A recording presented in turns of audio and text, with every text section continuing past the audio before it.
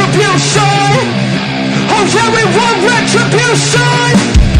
Oh yeah, we want retribution.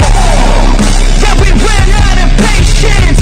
Boil up with the cold hard hatred. I can feel the vibration. Beat in the streets, it's a new sensation. I wanna break faces on the pavement. I wanna make greatness look complacent. Adrenaline awakened, I can taste it. We can make an impact, grab it and taste it.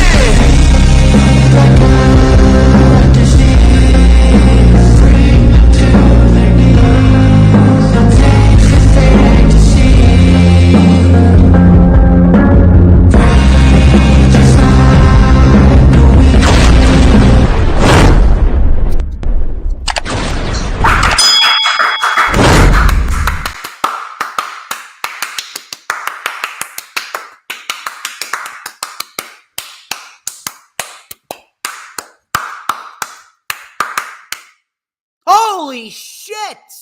Final Hoss already coming out of the gate with a super chat. You already know what I'm about to say. So you know what?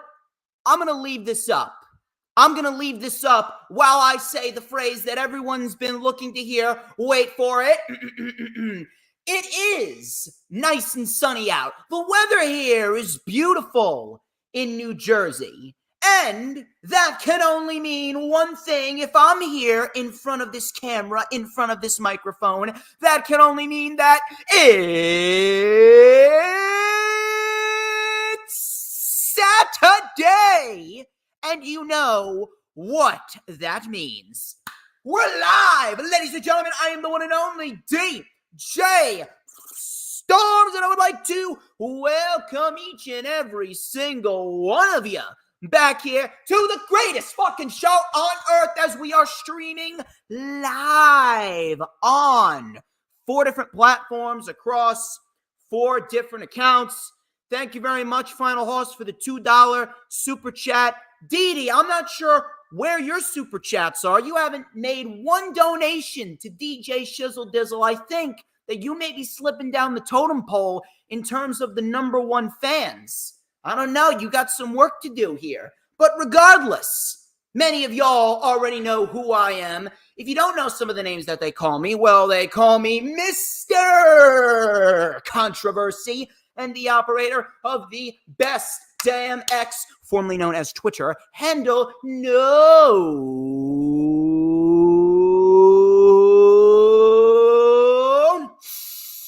Stop what you're doing, people. You already know that oh so particular scent that is in the air. I want you to take a nice big inhale, and I want you to go, oh, so nice. You got to do it twice. Do it with me again, people. I want you to take that nice big inhale for a second time, and I want you to go, oh. You got to hit the hat trick. You did it once. You did it twice. You got to do it 3 times. So please, inhale with me and feel the air flowing through your lungs when you go, oh,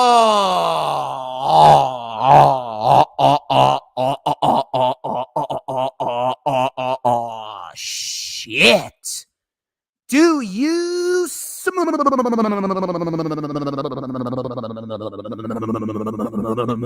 that? Oh my God, that is succulent. Oh, that is tasty. Do you know what that is? That right there is the smell of pure motherfucking excellence. Wait for it.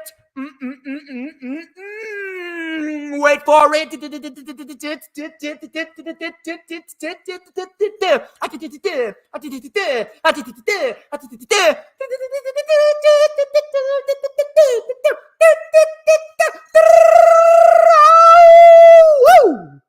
To mankind.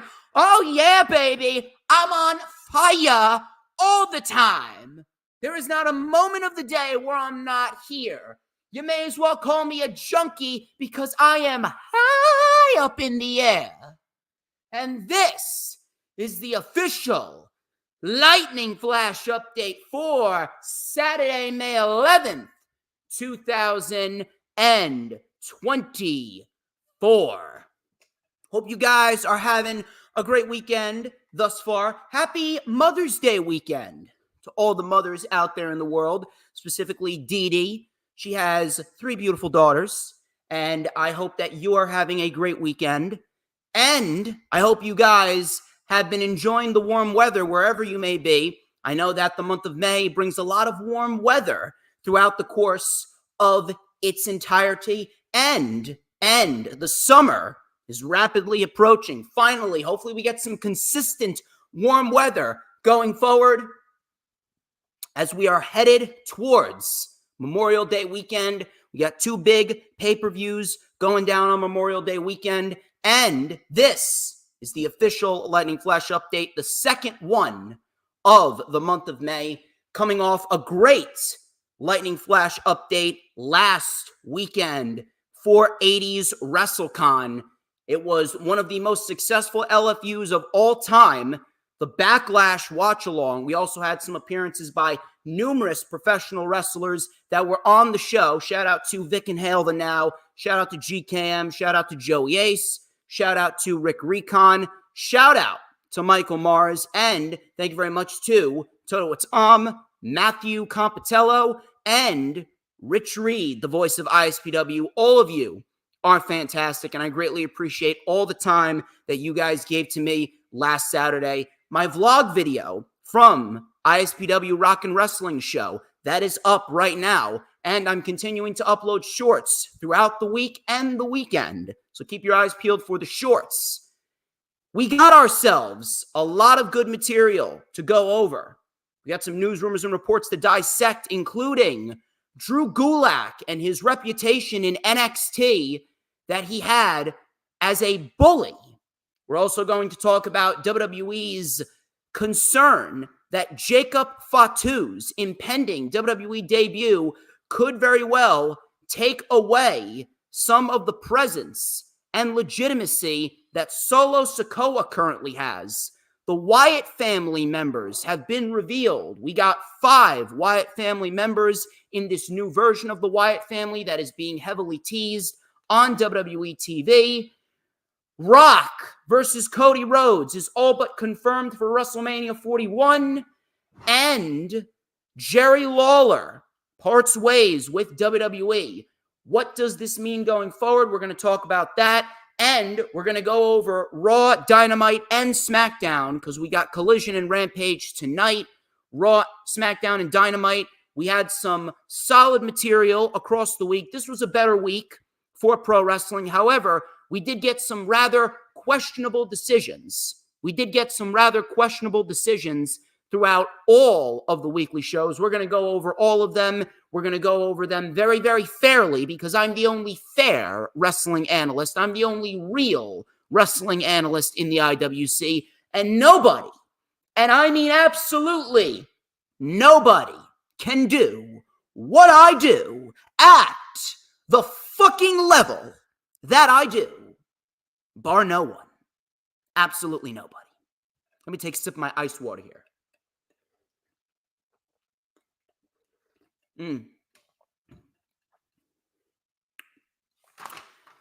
Before we get into what we're going to get into, obviously we need to go through the self-brand promotion and the advertisements. Ladies and gentlemen, please, if you are not already doing so, please make sure you follow me on social media. Follow me on X and Instagram at HistoryMakerDJS. One more time, that is at HistoryMakerDJS, both on X and Instagram, because all I do is make history in everything that I do.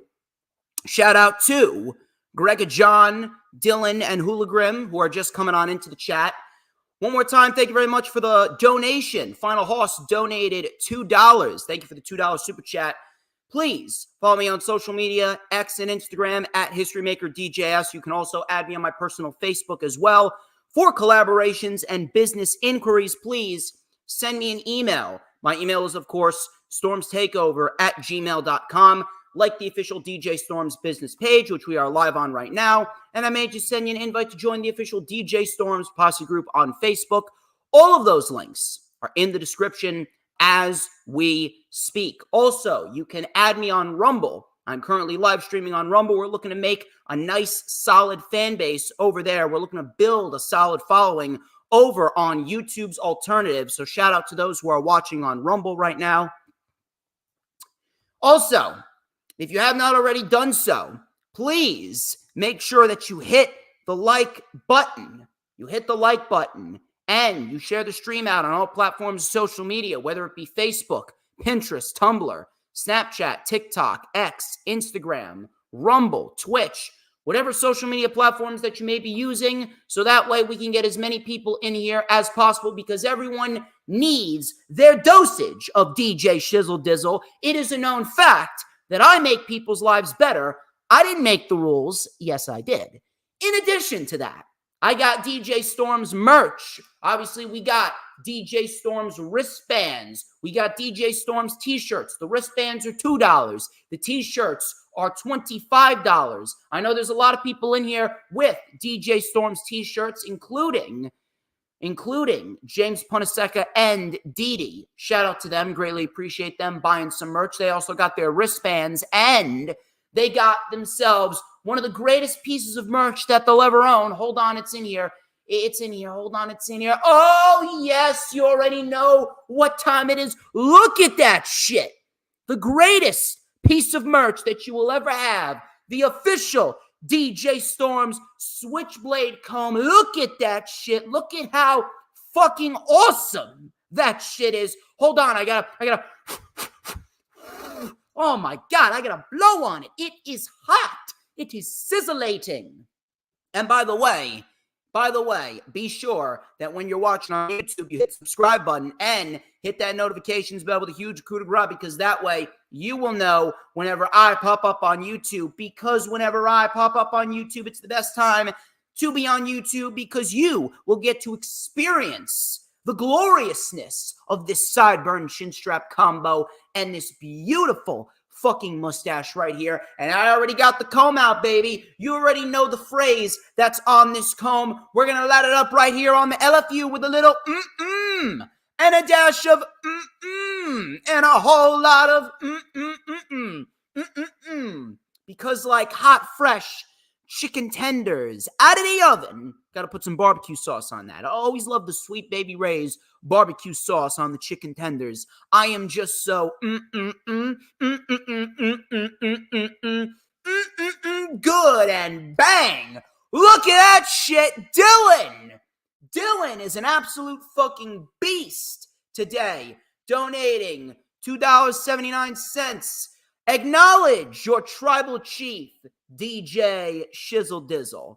How fucking good is Dylan? He's a fucking beast. Thank you very much, Dylan.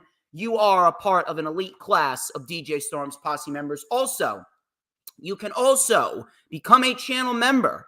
I know Raging Girl Gamer and Hooligram, they are channel members. They got custom emojis. You can send my current logo, my face, the most glorious face logo in the IWC. And you can send the classic DJ Storm's green lightning logo. You can send JV Thunder's emoji logo. And you got ourselves the blue fist with the lightning bolt. So if you want the custom-made emojis, please go and join the channel membership crew.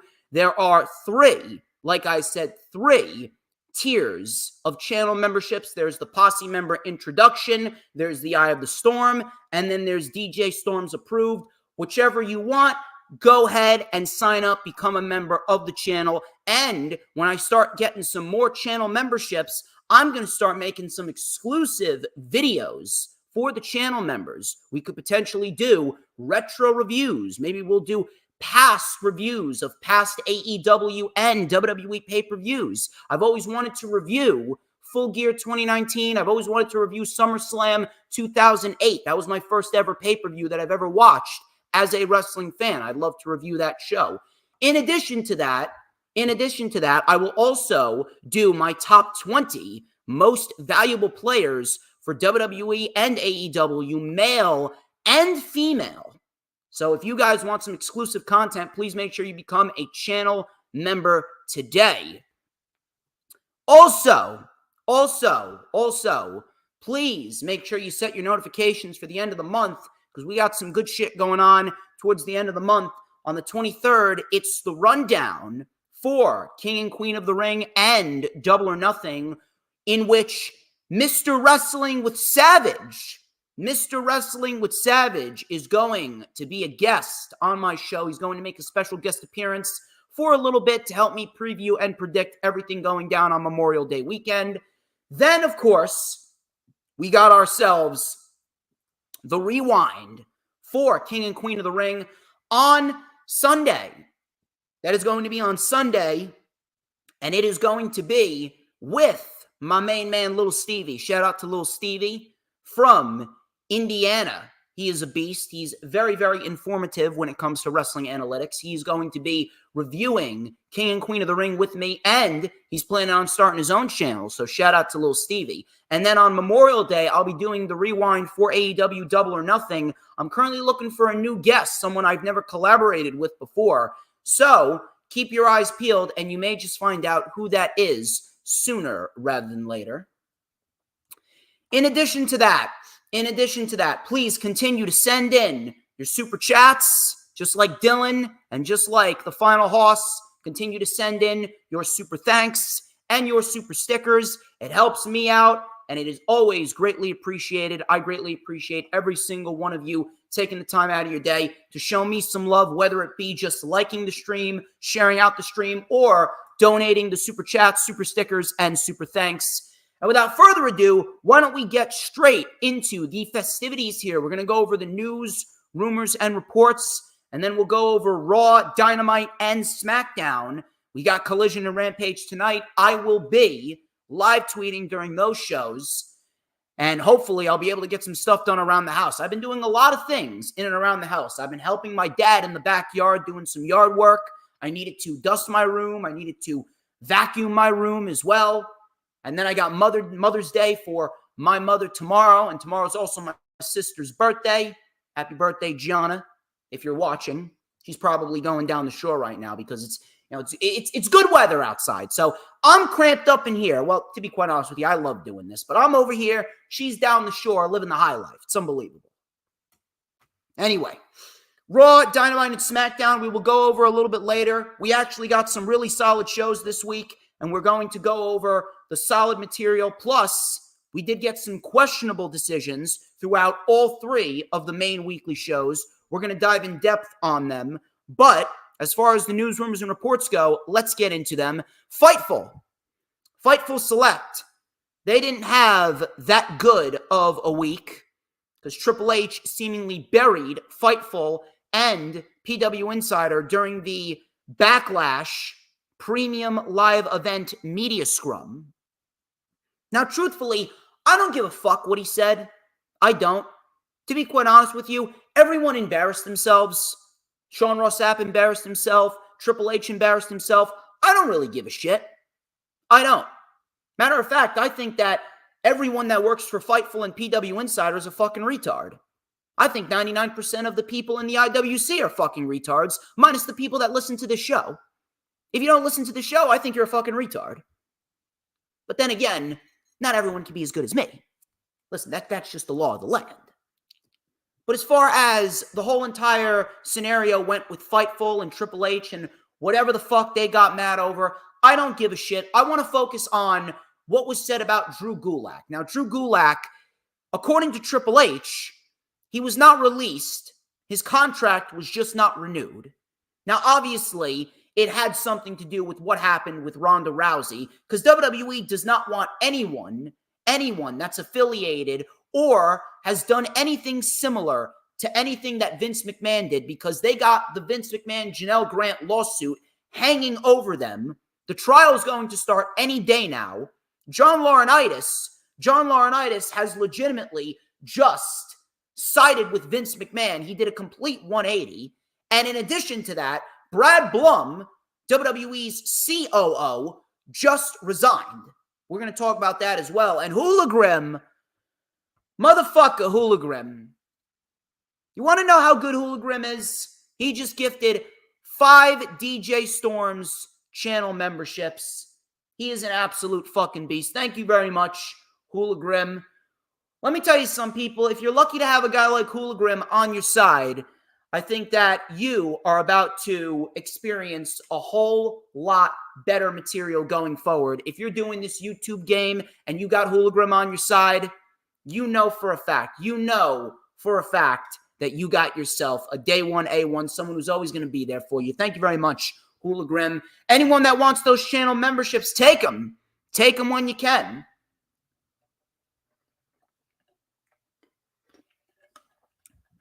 But as far as Drew Gulak goes, WWE was never going to openly say that they're releasing Drew Gulak because of what Ronda Rousey accused him of. But let's be honest, we all know that's why they did not renew his contract. But apparently, there was another underlying story with Drew Gulak. Fightful Select, who initially got Drew Gulak's release report wrong, they reported that Drew Gulak had a reputation in NXT for being a bully who would target recovering injuries during matches. Now, Drew Gulak's been in NXT for a little bit now. He hasn't really amounted to anything. He was a part of the No Quarter Catch crew, which didn't really do much of anything, if we're going to be quite honest here. They're the NXT Heritage Cup champion, but let's be honest here. Who gives a shit about the No Quarter Catch crew?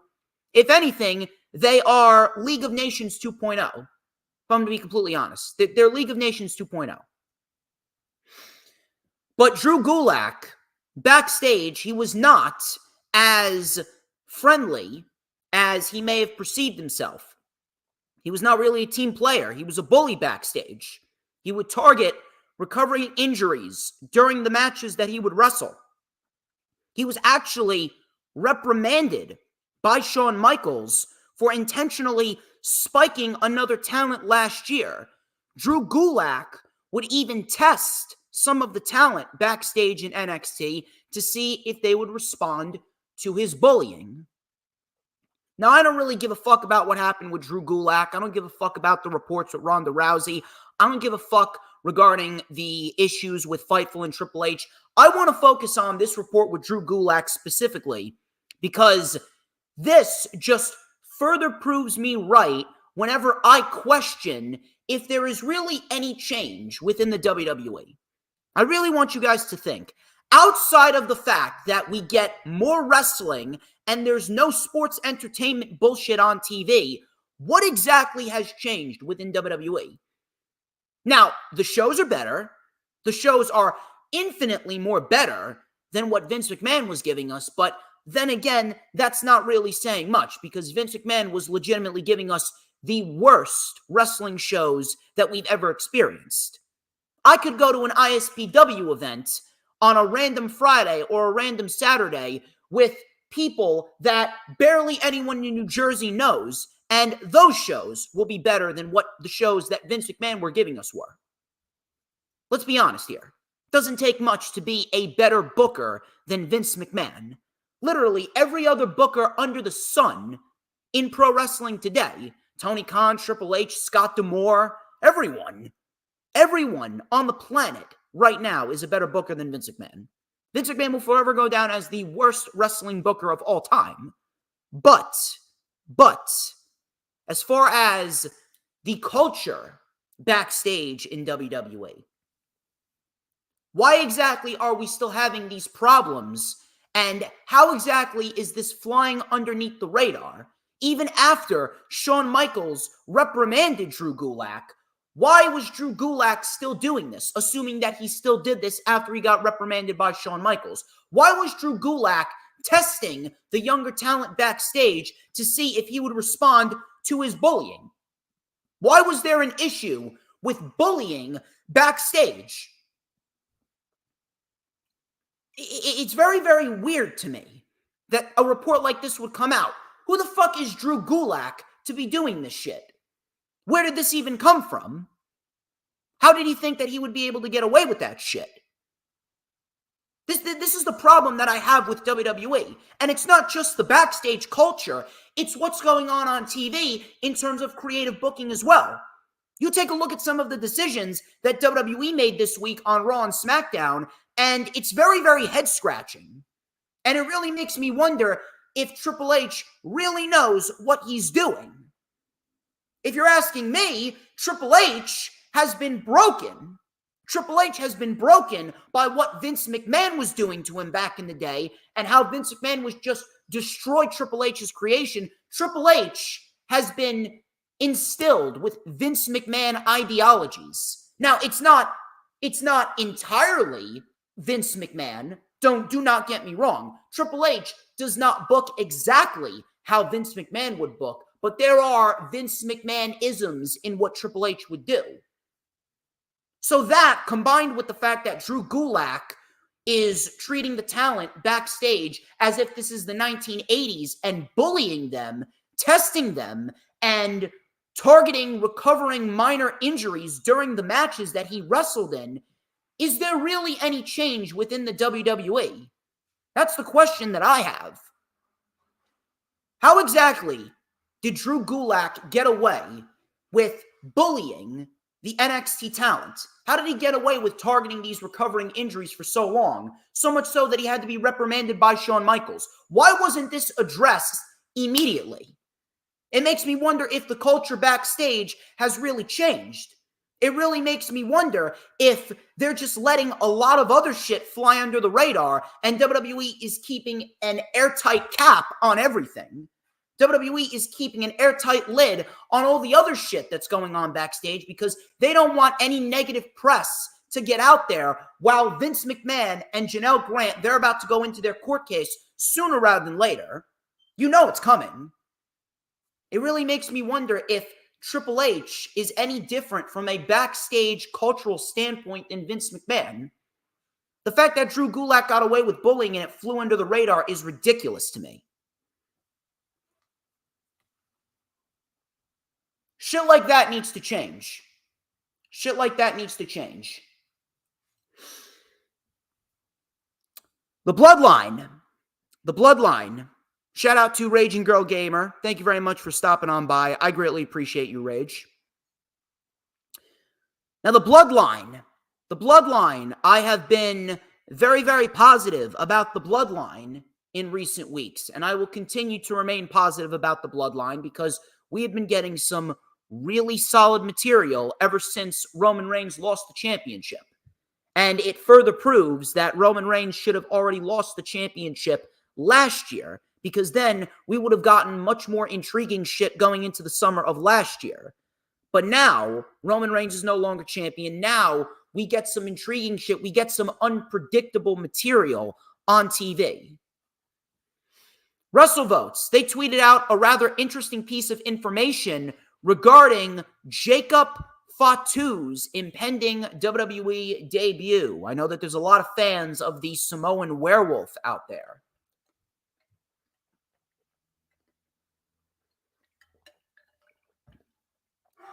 The report and the tweet from WrestleVotes read, and I quote, "Interesting tidbit here.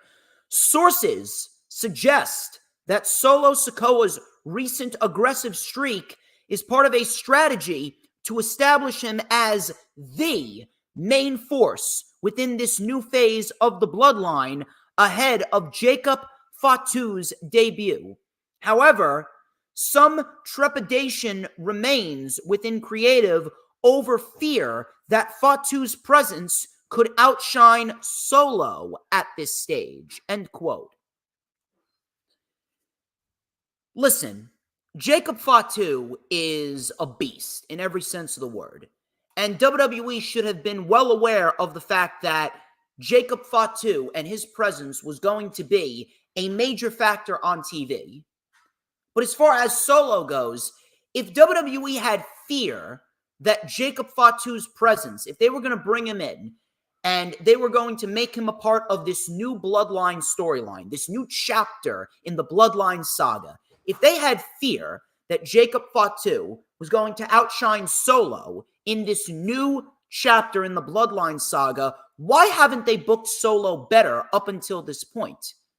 Why exactly didn't we see Solo winning more matches on TV? Why exactly didn't we see Solo acting more aggressive on TV up until Roman lost the championship? Why is he only starting to show some balls now? If WWE was fearful of Jacob Fatu outshining Solo, then WWE should have booked Solo better leading up to Roman Reigns' inevitable loss to Cody Rhodes. This is the problem with WWE Creative. A lot of the problems that WWE is facing, they are problems that they caused.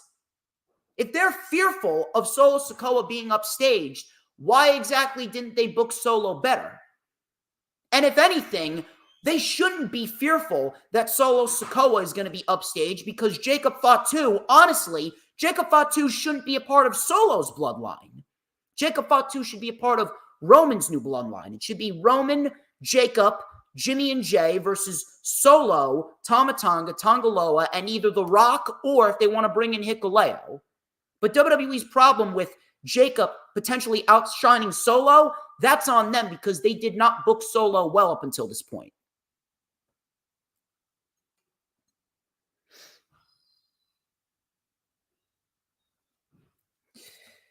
The Wyatt family. There has been a lot of classic White Rabbit Q&R code teasers. There's been a lot of Wyatt family QR code teasers, similar to what WWE did with Bray Wyatt leading up to his epic return at Extreme Rules 2022.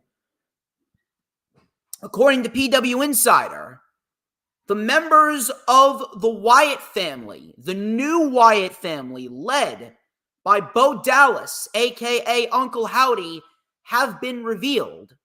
And the new Wyatt family members are as follows. Bo Dallas, Uncle Howdy obviously being the leader, Nikki Cross, Eric Rowan, who recently just re-signed with the WWE, Joe Gacy, and Dexter Loomis.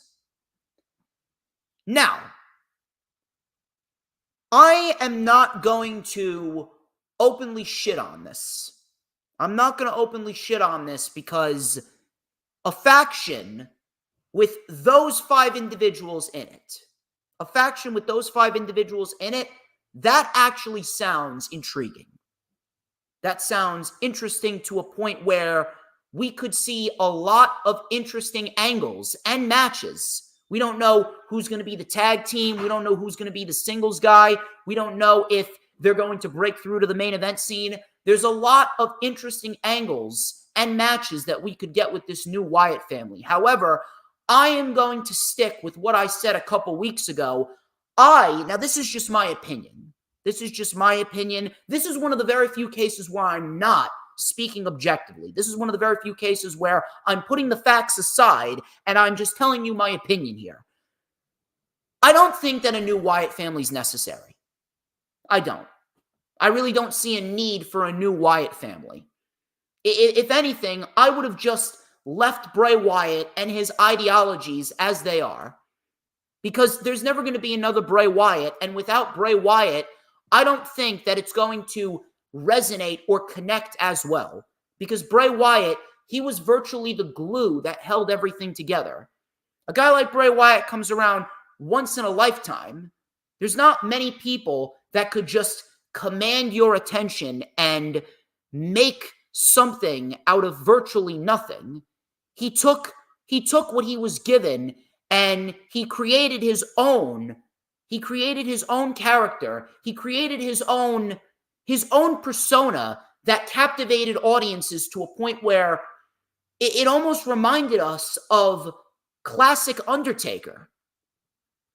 Bray Wyatt was the closest thing to the Undertaker that we've seen in many, many years. There will never be another Bray Wyatt.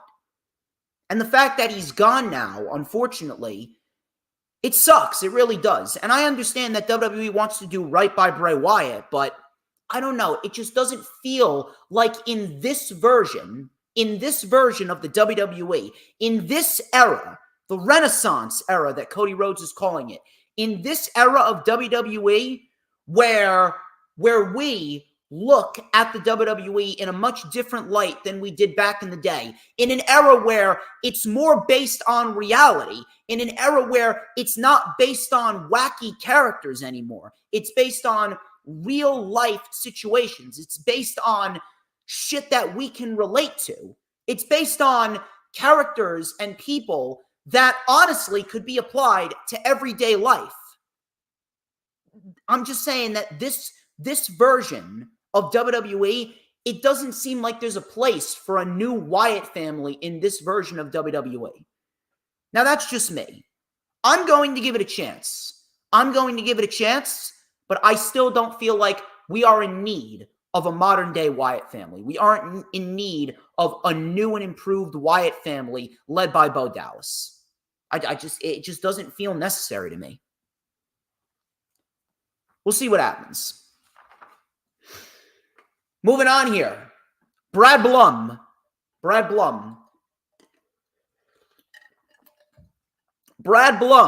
he took over as WWE's new COO when Triple H was essentially removed from power.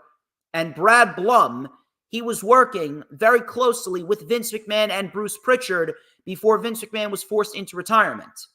According to Wrestling Observer Newsletter, WWE COO Brad Blum has officially re-signed from the company. His resignation took place last week. Blum was considered one of the 3 most powerful officers in the company, alongside Triple H and Nick Khan, who were numbers 1 and 2. I don't know about you guys, but the only thing that I get from this is the fact that the court case of Vince McMahon is approaching rapidly. Brad Blum, if you remember, he was one of the people that was named. Brad Blum was one of the people that was named in the extension of the lawsuit. When WWE had all these lawsuits coming in, especially from Janelle Grant, it was specifically stated that Brad Blum was one of the names. I believe it was Brad Blum, it was Vince in there, it was Nick Khan, and I believe Stephanie McMahon, she was also a part of that list. I don't know about you guys, but I think that Brad Blum, he's going to have to take his ass to court sooner rather than later. I think that Brad Blum, he's going to need a very good legal team because he could be in some deep shit along with Vince McMahon, Johnny Ace, and all the other people that were named in that lawsuit. That's the only thing that I could possibly come up with. We'll see what happens there, but if Brad Blum is resigning, it only means that he's going to be involved in this court case. Sean Ross Sapp of Fightful, he gave us an update on Wheeler Yuta. Wheeler Yuta, as many of you know, Wheeler Yuta is the Ring of Honor Pure Champion. Wheeler Yuta is the only 3-time Ring of Honor Pure Champion. I am a big-time Wheeler Yuta fan. I've been a big-time Wheeler Yuta fan for a long, long time. And he is unfortunately out with injury. He's been out with injury since January. It's a very unfortunate set of circumstances, but as we speak, Wheeler Yuta has no timetable for his in-ring return, and it sucks. It seems as though Wheeler Yuta, he has been dealing with symptoms of concussion, very, very similar to what Adam Cole was dealing with. Now, I'm not sure what the fuck happened. I'm not sure what exactly caused this injury to Wheeler Yuta, but Wheeler Yuta has not been cleared since the beginning of the year. He is still the Ring of Honor Pure Champion as we speak, but there is no timetable for his return. Let me tell you guys something. The injury bug is a nasty motherfucker. And I've talked about this several times. I sound like a broken record, but I think that it's very important that we acknowledge this yet again. The injury bug is a nasty, nasty, nasty motherfucker. It really is. You take a look at all the people who are injured right now. CM Punk, Drew McIntyre, Seth Rollins, Cora Jade, Kenny Omega, MJF, Adam Cole, Wheeler Yuta. Sol Ruka was injured for almost a year. It's ridiculous.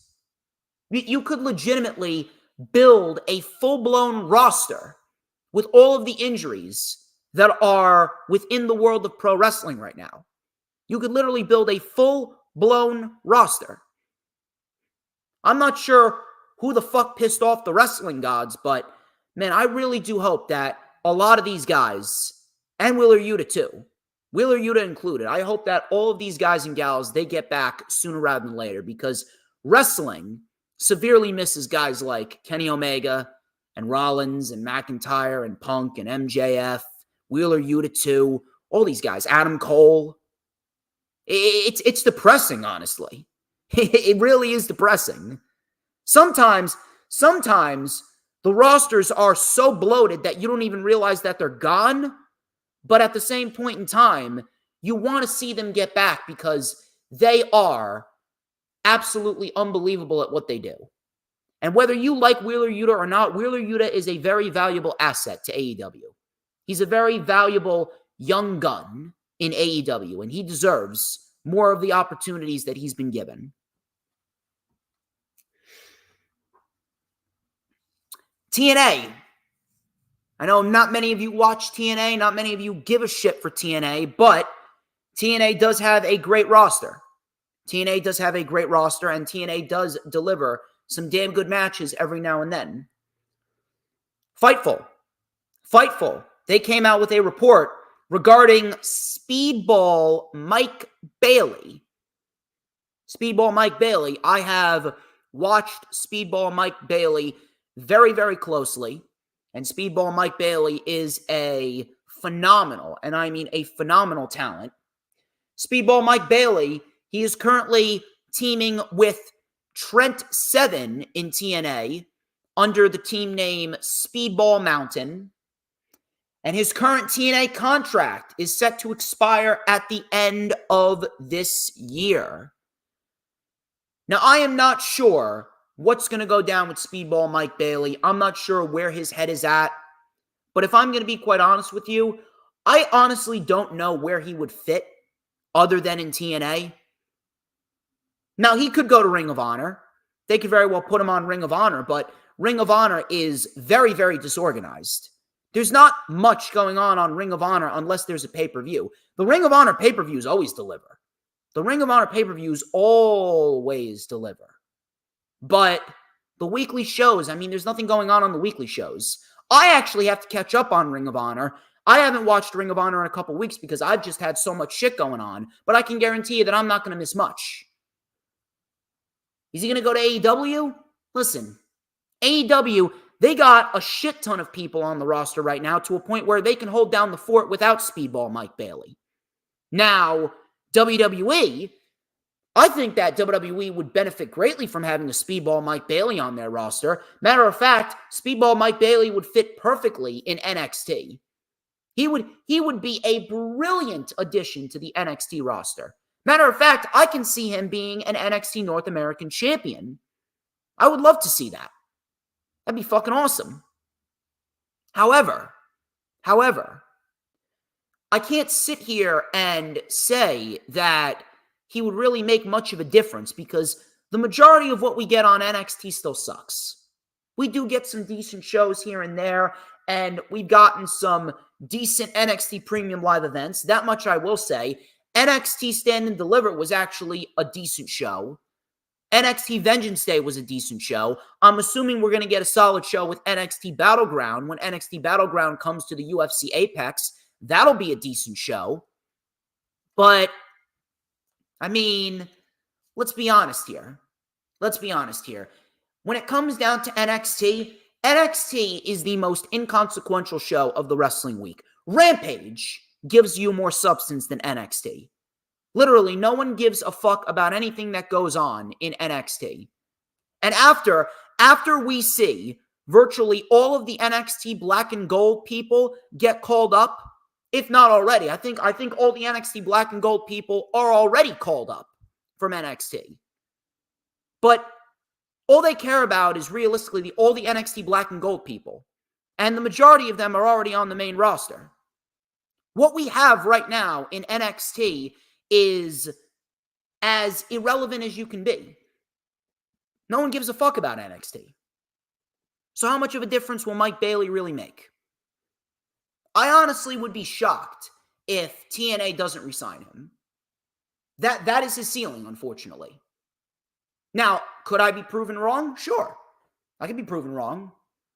But from what I've seen, WWE and AEW, they got so much talent to a point where there's virtually no room for a speedball Mike Bailey. There's no room. As great as he is, there's no room.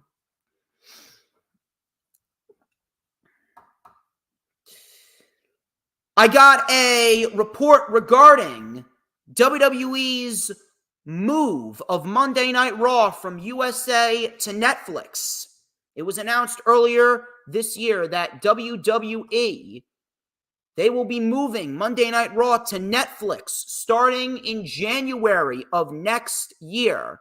And it further proves my point that everything is going to be on a streaming service sooner rather than later. So anyone that still wants to argue ratings and demographics, sit down, shut the fuck up. You know nothing. You know nothing. Cable TV has been dying for a long, long time. Every wrestling show's ratings are down. Every wrestling show's ratings are down, and no one should be using ratings as a means to decipher whether a company is succeeding or failing. So please cut the fucking shit with the ratings. We already have Ring of Honor on a streaming service. Monday Night Raw is going to be on a streaming service next year. Pretty soon, NXT is going to follow. SmackDown's going to follow. Dynamite, Collision, and Rampage. Everything's going to follow. Everything's going to follow. But Monday Night Raw will be on Netflix starting January of 2025. TKO Group Holdings came out with a report regarding the future of Monday Night Raw before the move to Netflix at the start of next year. It was originally reported that the current media rights deal with NBC Universal ended on September 30th. That is 3 months before the deal with Netflix begins. This created speculation that there could be no Monday Night Raw for 3 months. However, it was stated that WWE entered into a $25 million domestic media rights agreement with NBC Universal, and Monday Night Raw will be kept on USA for the final quarter of 2024 before they make the jump to Netflix. Now, I actually expected this. I did not see Monday Night Raw being moved to Netflix. I didn't see them being moved to YouTube any sooner. I did not see anything happening other than USA. WWE has had such a massive relationship with NBC Universal. They've had a relationship with USA for how long now? They've had a relationship with USA for virtually the entirety, literally the entirety of my wrestling fandom. They've had a relationship with NBC Universal for 16 plus years, maybe even longer than that. Probably before I started watching wrestling. What did you think was going to happen? This doesn't shock me whatsoever. Matter of fact, I would have been shocked if this didn't happen. Monday Night Raw, it was reported that it will remain on the USA Network for the final quarter of 2024 after TKO Group Holdings announced that they came to an agreement worth $25 million with NBC Universal. This was expected. No one should have expected Monday Night Raw to be moved off of USA Network. They had a relationship with USA Network for over 16 plus years, nearly 2 decades. So if they were to move off of NBC Universal's USA Network for the final quarter of 2024, I would have been shocked. This virtually was a no-brainer. WWE was going to work their magic, and they were going to get the deal in place. Now we got the deal in place. The one thing that I'm looking forward to is when they do make the move over to Netflix, what's going to be different on Netflix versus what we're seeing now on the USA Network.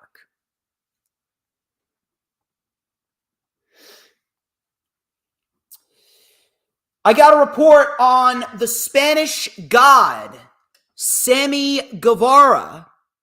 Sammy Guevara, according to Wrestling Observer newsletter, Sammy Guevara is no longer suspended by AEW. His suspension was lifted. However, there is no word on any planned storylines for him at this very moment.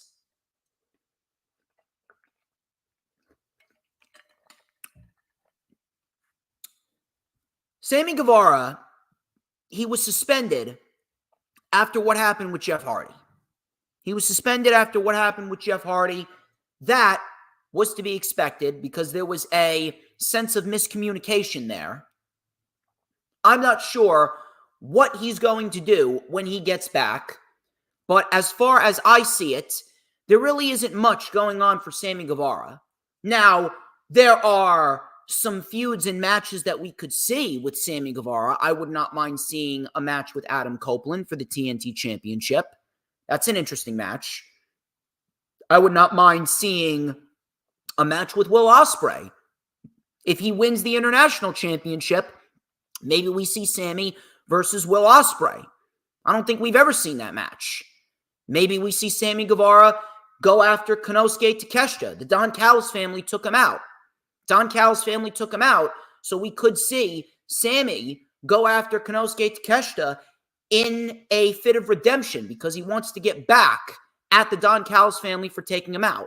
Now, he was taken out by Powerhouse Hobbs, but, I mean, if you're going to give me Takeshita versus Guevara, I don't think anyone's going to complain. Although that does beg the question. Jon Moxley, he was actually eyed by Konosuke Takeshita after he retained the IWGP United States Championship, or the IWGP World Championship, excuse me. He retained the IWGP World Heavyweight Championship against Powerhouse Hobbs on the Dynamite after Dynasty, right? And he was eyed up by Konosuke Takeshita. I'm not sure when Moxley's coming back to AEW. Right now, he's taking a break. But if we're going to get Takeshita versus Moxley, I'm certainly not going to complain about that. Now, as far as Guevara goes, there's a couple things that he could do, but I don't know. I don't know where he's going to fit. Guevara is one of the best young talents that AEW has, but I don't know. It almost feels like he doesn't have a place in AEW right now. It almost feels like even if they bring him back, he's kind of being pressed under a ceiling that he just can't break through. Maybe he does need to mix it up with some new people. Maybe he can mix it up with Okada. Maybe he can mix it up with Ospreay. Maybe some matches like that will help get him back on track. Because at one point in time, he was one of the hottest things in AEW. At one point in time, Sammy Guevara was kicking ass left, right, and center. When he was the TNT champion in his first go-around, when he was fighting guys like Ethan Page, and he was fighting guys like Cody Rhodes in a ladder match, and he was fighting guys like Andrade, Sammy Guevara was fucking killing it. And then the Scorpio Sky feud happened, and the match with Scorpio Sky and the feud with Scorpio Sky just completely ruined all of Sammy Guevara's momentum. Just completely fucked it up. I don't know. We'll have to wait and see. But if I was going to bring him back, I'd probably bring him back as a heel. Tom Colohue, another fucking retard in the IWC. Credible, but he's a fucking retard.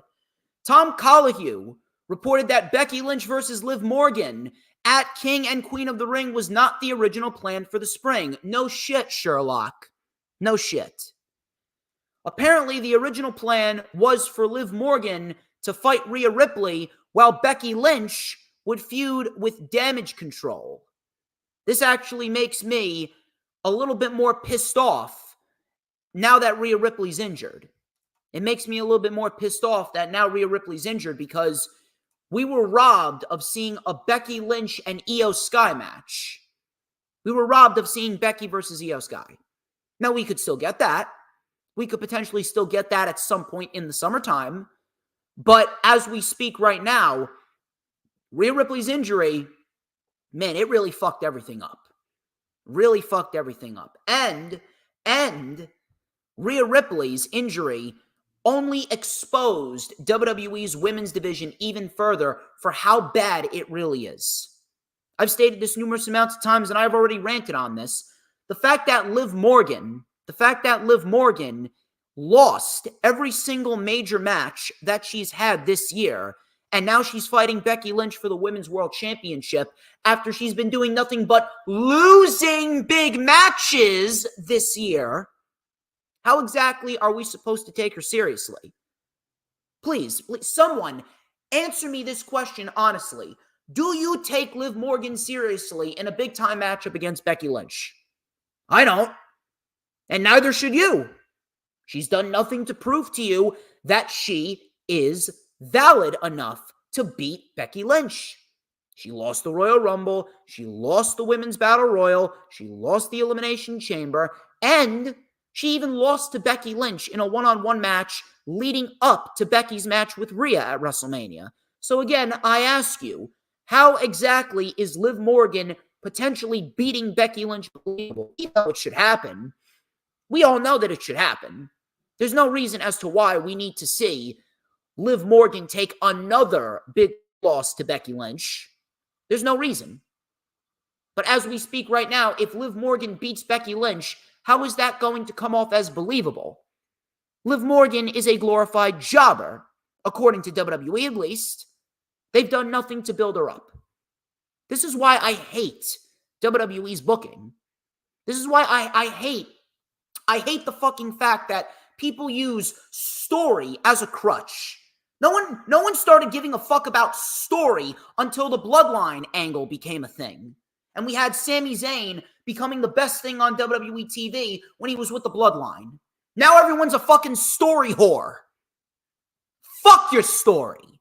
Like The Rock said, fuck your story. Give me wrestling. Fuck story. Give me people being built up through wins. You need to start with building a talent up through wins week after week after week. Unless you have a valid excuse, fucking excuse as to why you are giving someone a championship match, you should not be getting title matches out of thin air. At least, again, not trying to be a tribalist here, but you take a look at what's going on AEW TV with Swerve and Christian Cage. At least it makes sense as to why Christian Cage is getting a title opportunity. Because the Young Bucks, they overrode the rankings. The Young Bucks abused their power after Swerve called them bitches after what they did to Tony Khan. So what did the Young Bucks do? They abused their power and they granted Christian Cage a title opportunity on a silver platter by overriding the rankings because they are EVPs and they have the power to do so. At least they made sense of that. But what sense does Liv Morgan have in getting a championship match? Oh, because Becky Lynch agreed to it? Oh, because Becky Lynch wants to be a fighting champion? See, there's a difference. There's a difference between how WWE builds up their talent and how AEW builds up their talent. AEW builds up their talent through wins. You take a look at Swerve Strickland. Swerve Strickland has been built up through wins. Swerve Strickland has been winning matches this year. Swerve Strickland has not been pinned or submitted this year.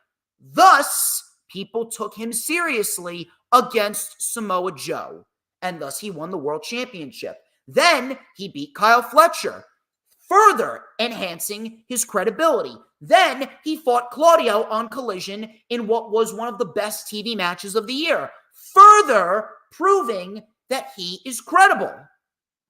Swerve Strickland wrestled 3 times in a week, and in 1 week, Swerve Strickland looked more credible than the majority of the WWE roster. What the fuck have they been doing to build up Liv Morgan?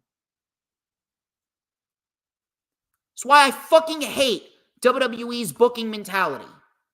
Fuck story. You want story? Go read a fucking book. You want story? Go watch your fucking Avengers Endgame. Go watch a fucking Go watch the fucking Walking Dead if you want cinema. Pro wrestling should be treated like pro wrestling, not a fucking Broadway play.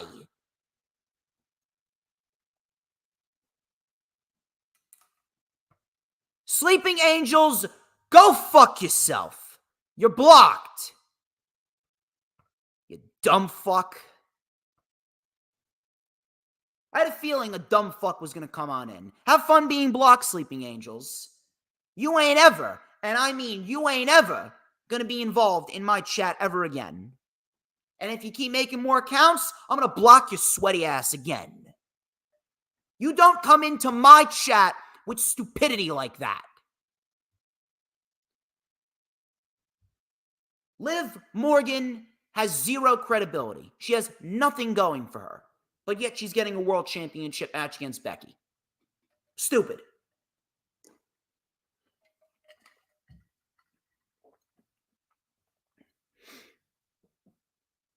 Here's another one. Again, listen, Dave Meltzer, take it with a grain of salt. Dave Meltzer hasn't been all that credible. There's no such thing as a wrestling source that's 100% credible. But I would not put it past WWE to do this. According to Wrestling Observer newsletter, Cody Rhodes versus The Rock is all but confirmed for WrestleMania 41. And The Rock apparently wants it to be for the People's Championship and the undisputed WWE Universal Championship. This is fucking stupid. This is absolutely fucking stupid. Let me ask y'all a question. Does WWE really need to rely on nostalgia acts when it comes to WrestleMania? The answer is no. The answer is no. When it comes down to it all, WWE just doesn't want to build up new stars. WWE does not have any faith or trust in their current roster, thus proving my point that there's no real, genuine change within the WWE. There's none. Why is Rock and Cody being penciled in for WrestleMania 41 next year? Why? I can think of 3 matches that are better than Cody Rhodes versus The Rock. Cody Rhodes versus Randy Orton, Cody Rhodes versus CM Punk, and Cody Rhodes versus Gunther. So why are we seeing Cody Rhodes being penciled in against The Rock when you have those 3 guys on your show? You have those 3 guys signed, sealed, and delivered to long-term contracts, and you do not have any plan to invest your time in those 3 individuals fighting Cody? Listen, if you want to do Orton versus Cody at SummerSlam, I wouldn't mind that. I wouldn't mind that at all. But I mean, how the fuck are you going to pass Cody versus Punk?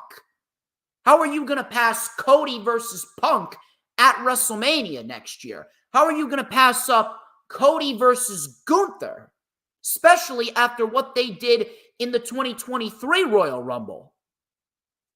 How the fuck are you going to pass that up?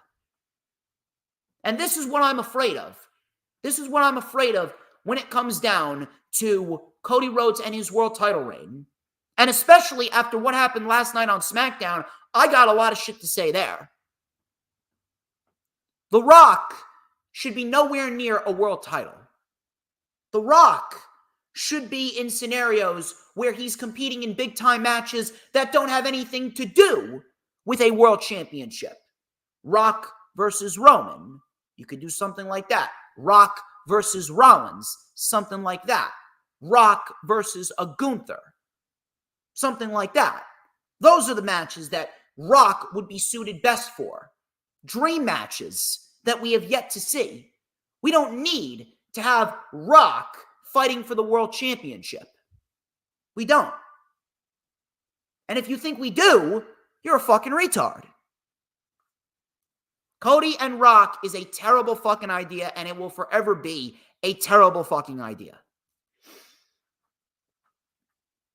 And my final report, Jerry Lawler, Jerry the King Lawler, parts ways with the WWE according to PW Insider.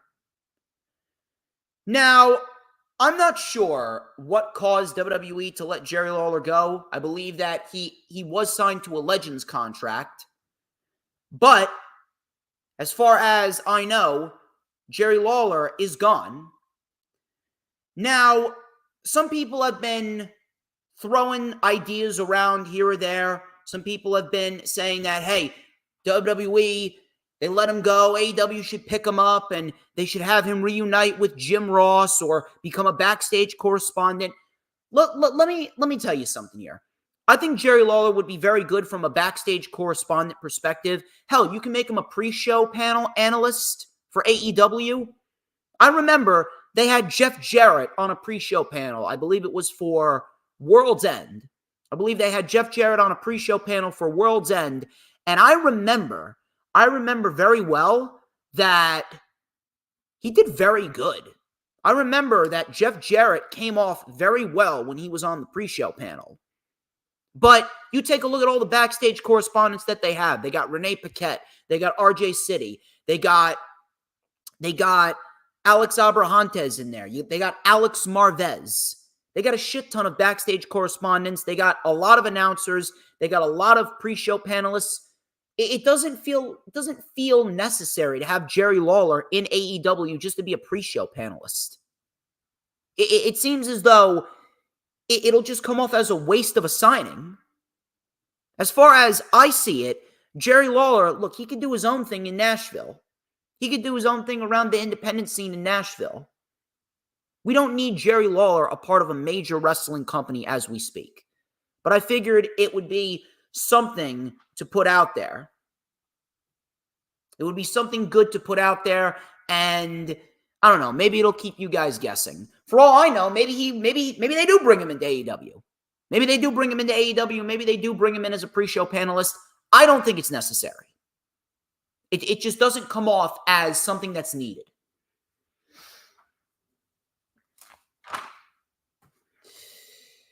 Those are your news, rumors, and reports, ladies and gentlemen. Hope you guys are having a fun time. We are going to get into our weekly show reviews. And we got plenty of material to talk about. And if you guys were to ask me, what was the best show of the week this week, I'd probably have to give the edge slightly to Monday Night Raw. Monday Night Raw had a little bit of a better flow. Monday Night Raw, for the most part, all the matches had the right outcomes. Monday Night Raw just came off better than the other two shows this week.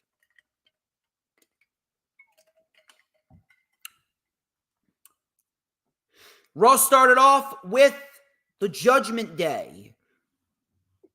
Damian Priest discussed how the crowd loves Jey Uso, but all of their love didn't matter because he walked out the World Heavyweight Champion, so all rise for El Campeón.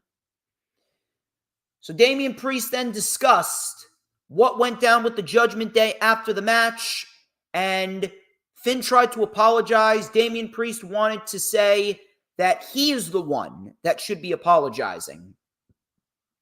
He said that he lost his cool, and they all embraced. He said he appreciates both JD and Finn Balor, and they all embraced. Finn Balor then said that he's getting a first-round bye because Drew McIntyre is not cleared to compete. Adam Pearce says that Finn Balor is not getting a bye. Pearce says that the Judgment Day is not going to be at ringside, and Balor's new opponent is Jey Uso. Now, I'm sure a lot of people are sick of Jey Uso being portrayed as a big-time main event player when we all know he's not. But I didn't have an issue with Jey Uso being a part of the match because it was the only thing that made sense. Jey Uso being a part of the match after what happened with the Judgment Day a couple days ago at Backlash, that was really the only thing that made sense from a creative standpoint. Now, they could have put someone else in there. They could have put a new star in there that we haven't seen before. But from a creative standpoint and from a logical standpoint, Jey Uso was the only guy that made sense. So I didn't have an issue with this. And the Judgment Day, they are continuing to tease the potential breakup, and it looks like Braun Strowman is going to be the next challenger for Damian Priest, probably at King and Queen of the Ring, which I find fucking stupid. I find that very stupid if you ask me. But, who am I? Actually, I know who I am. I'm DJ motherfucking Storms. Finn Balor and Jey Uso, King of the Ring, first round tournament match. This was a good match for what it was. Not great, but it was good. However, if you're telling me that this match had the right winner, I'm going to need you to take your ass out the door. Because this match did not have the wrong winner. They did not have the right winner, excuse me. I don't know what WWE's logic is behind this match, but the winner of this match, the outcome of this match really pissed me off. So Jey Uso, he took over control with a suicide dive. Balor sent Jey into the post and then over the announce table. We had a Gamengiri and a diving crossbody by Jey for a 2 count. Balor then took over. Jey hit a super kick. He went for the Uso splash, but he missed. And then Balor hit the shotgun drop kick. He went for the coup de grace, but he missed. Jey hit a spear. 1, 2, Balor kicked out. Drew McIntyre then came through the crowd. Balor was in control, and he hit a sling blade on Jey Uso.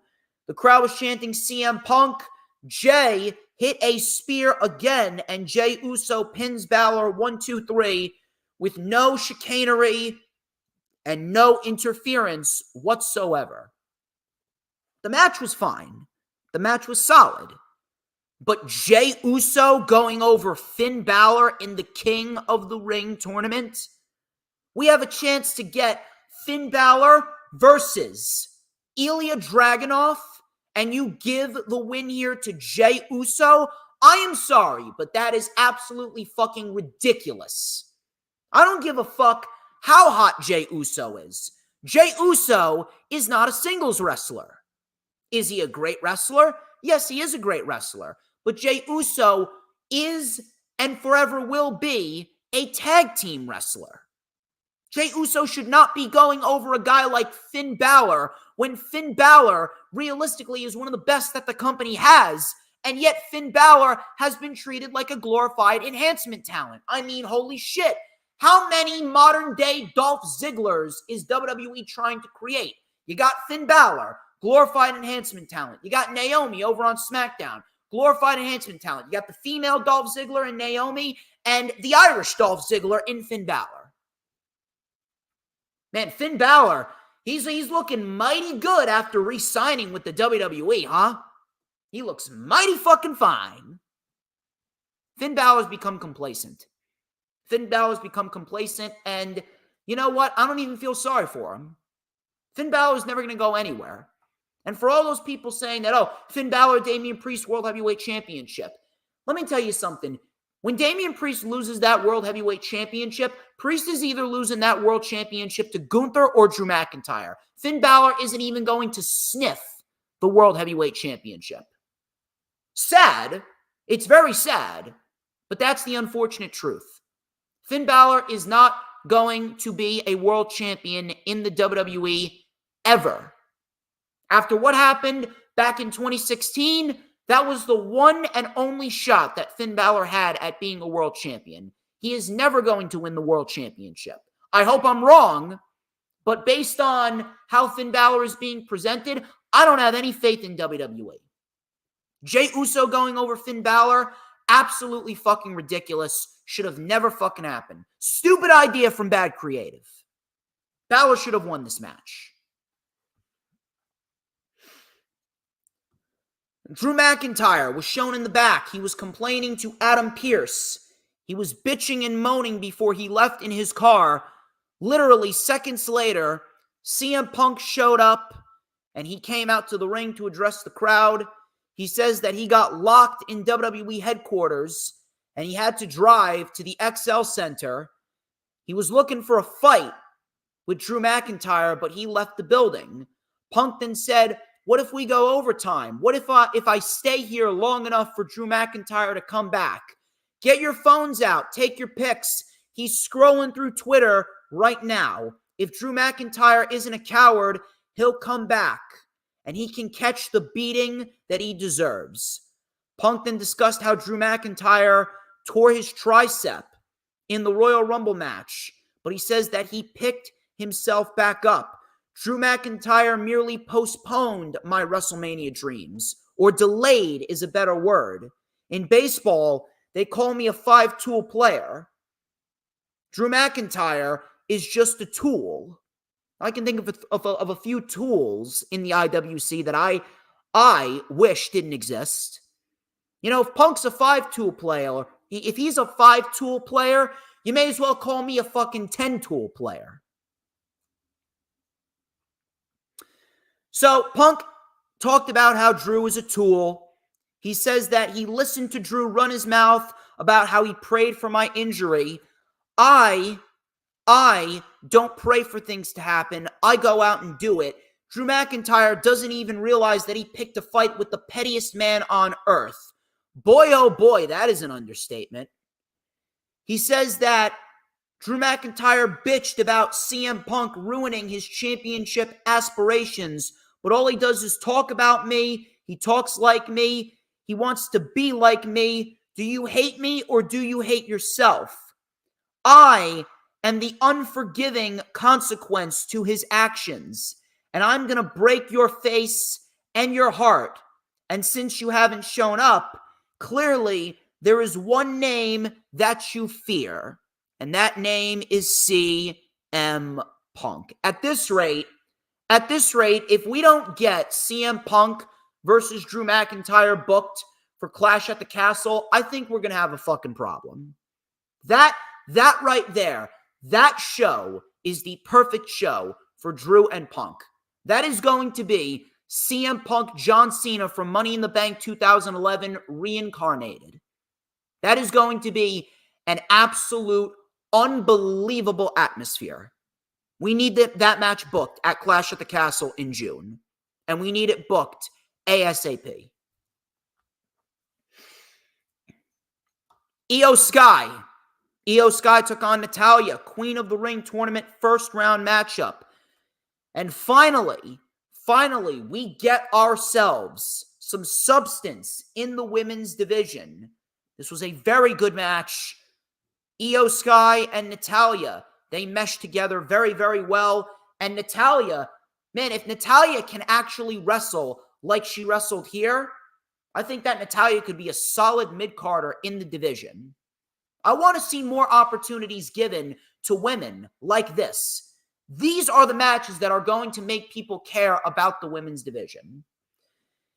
In the end, it was Io Sky that got the victory. She got the victory with the over-the-moonsault. Afterwards, Dakota Kai, she promised that she's going to handle Lyra Valkyria. Asuka is injured, and she will not be competing. Asuka's another one. Asuka, injured. Injury bug, man. The injury bug, nasty bastard. Real nasty bastard. So afterwards, then, we get ourselves a contender for Match of the Week. Match of the Week. Ilya Dragunov and Ricochet. King of the Ring first round tournament match. This was fucking fantastic. I can't do this match justice.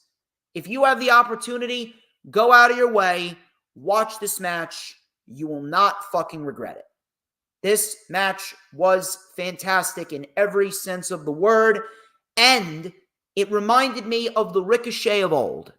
It made me feel like I was watching NXT Black and Gold Ricochet. Excellent, excellent match. Hell, I would even go so far as to say that this was the best WWE TV match of the year thus far. The best WWE TV match of the year thus far. These two guys absolutely fucking killed it. And Ilya Dragunov is going to the next round. Ilya Dragunov and Gunther, that needs to be your Raw semifinals. That needs to be your semifinals on the Raw side for this King of the Ring tournament.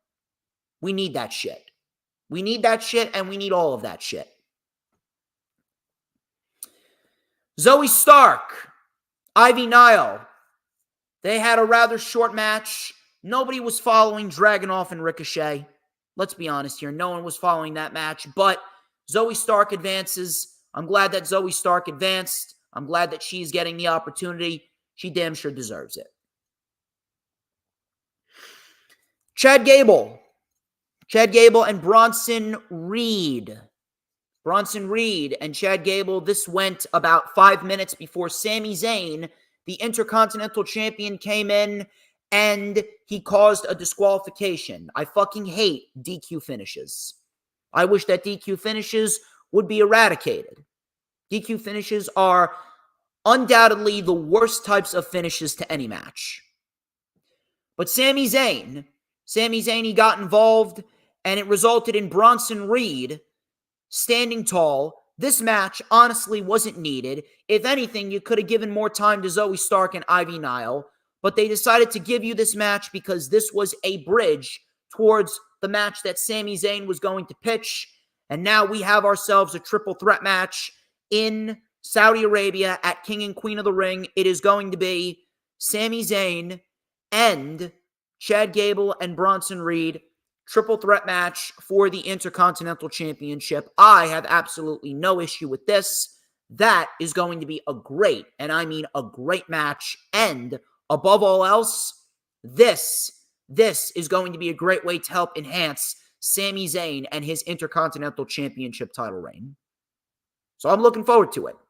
That right there could be in contention for match of the night at King and Queen of the Ring. Michael Cole, he hosted a sit-down interview with Becky Lynch, which was completely unnecessary. Becky Lynch was just going on and on about how there's so many people on Raw that she wants to fight, as if any of these people will look even 1% credible. As if any of these individuals even have one sense of credibility when they're going up against Becky Lynch. Talking about Alba Fire and Isla Dawn and Kiana James and Lyra Valkyria. None of these women have any credibility. None of these women have been built up enough to even fight Becky Lynch. So Liv Morgan interrupted. She said that she's tired of being overlooked and underestimated. She says that she's a former women's champion. She's a former tag team champion. She's a former Money in the Bank winner. And she took out Rhea Ripley. You're welcome. Becky then said, you want your match? You got your match in 3 weeks at King and Queen of the Ring. But might I remind you that you never beat me? Liv Morgan then said, I finally found what I was missing. I was missing purpose. My purpose is becoming Women's World Champion. Afterwards, Damage Control came out. They surrounded the ring before Liv Morgan dipped out of there.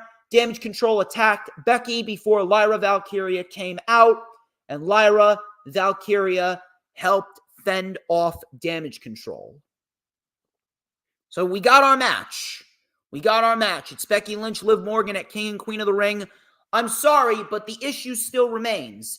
It doesn't matter what Liv Morgan says. It doesn't matter what kind of story. All these fucking story whores can go jerk off in a fucking corner to this story. Doesn't matter how much story Liv Morgan and Becky Lynch want to bring to the table. Liv Morgan is not a credible challenger. Why? Because all she does is lose big matches. If you are taking Liv Morgan seriously, if anyone is going to look me dead in the eye and tell me that you take Liv Morgan seriously, I'm sorry, I'm going to call you out on your bullshit because you are absolutely lying to yourself.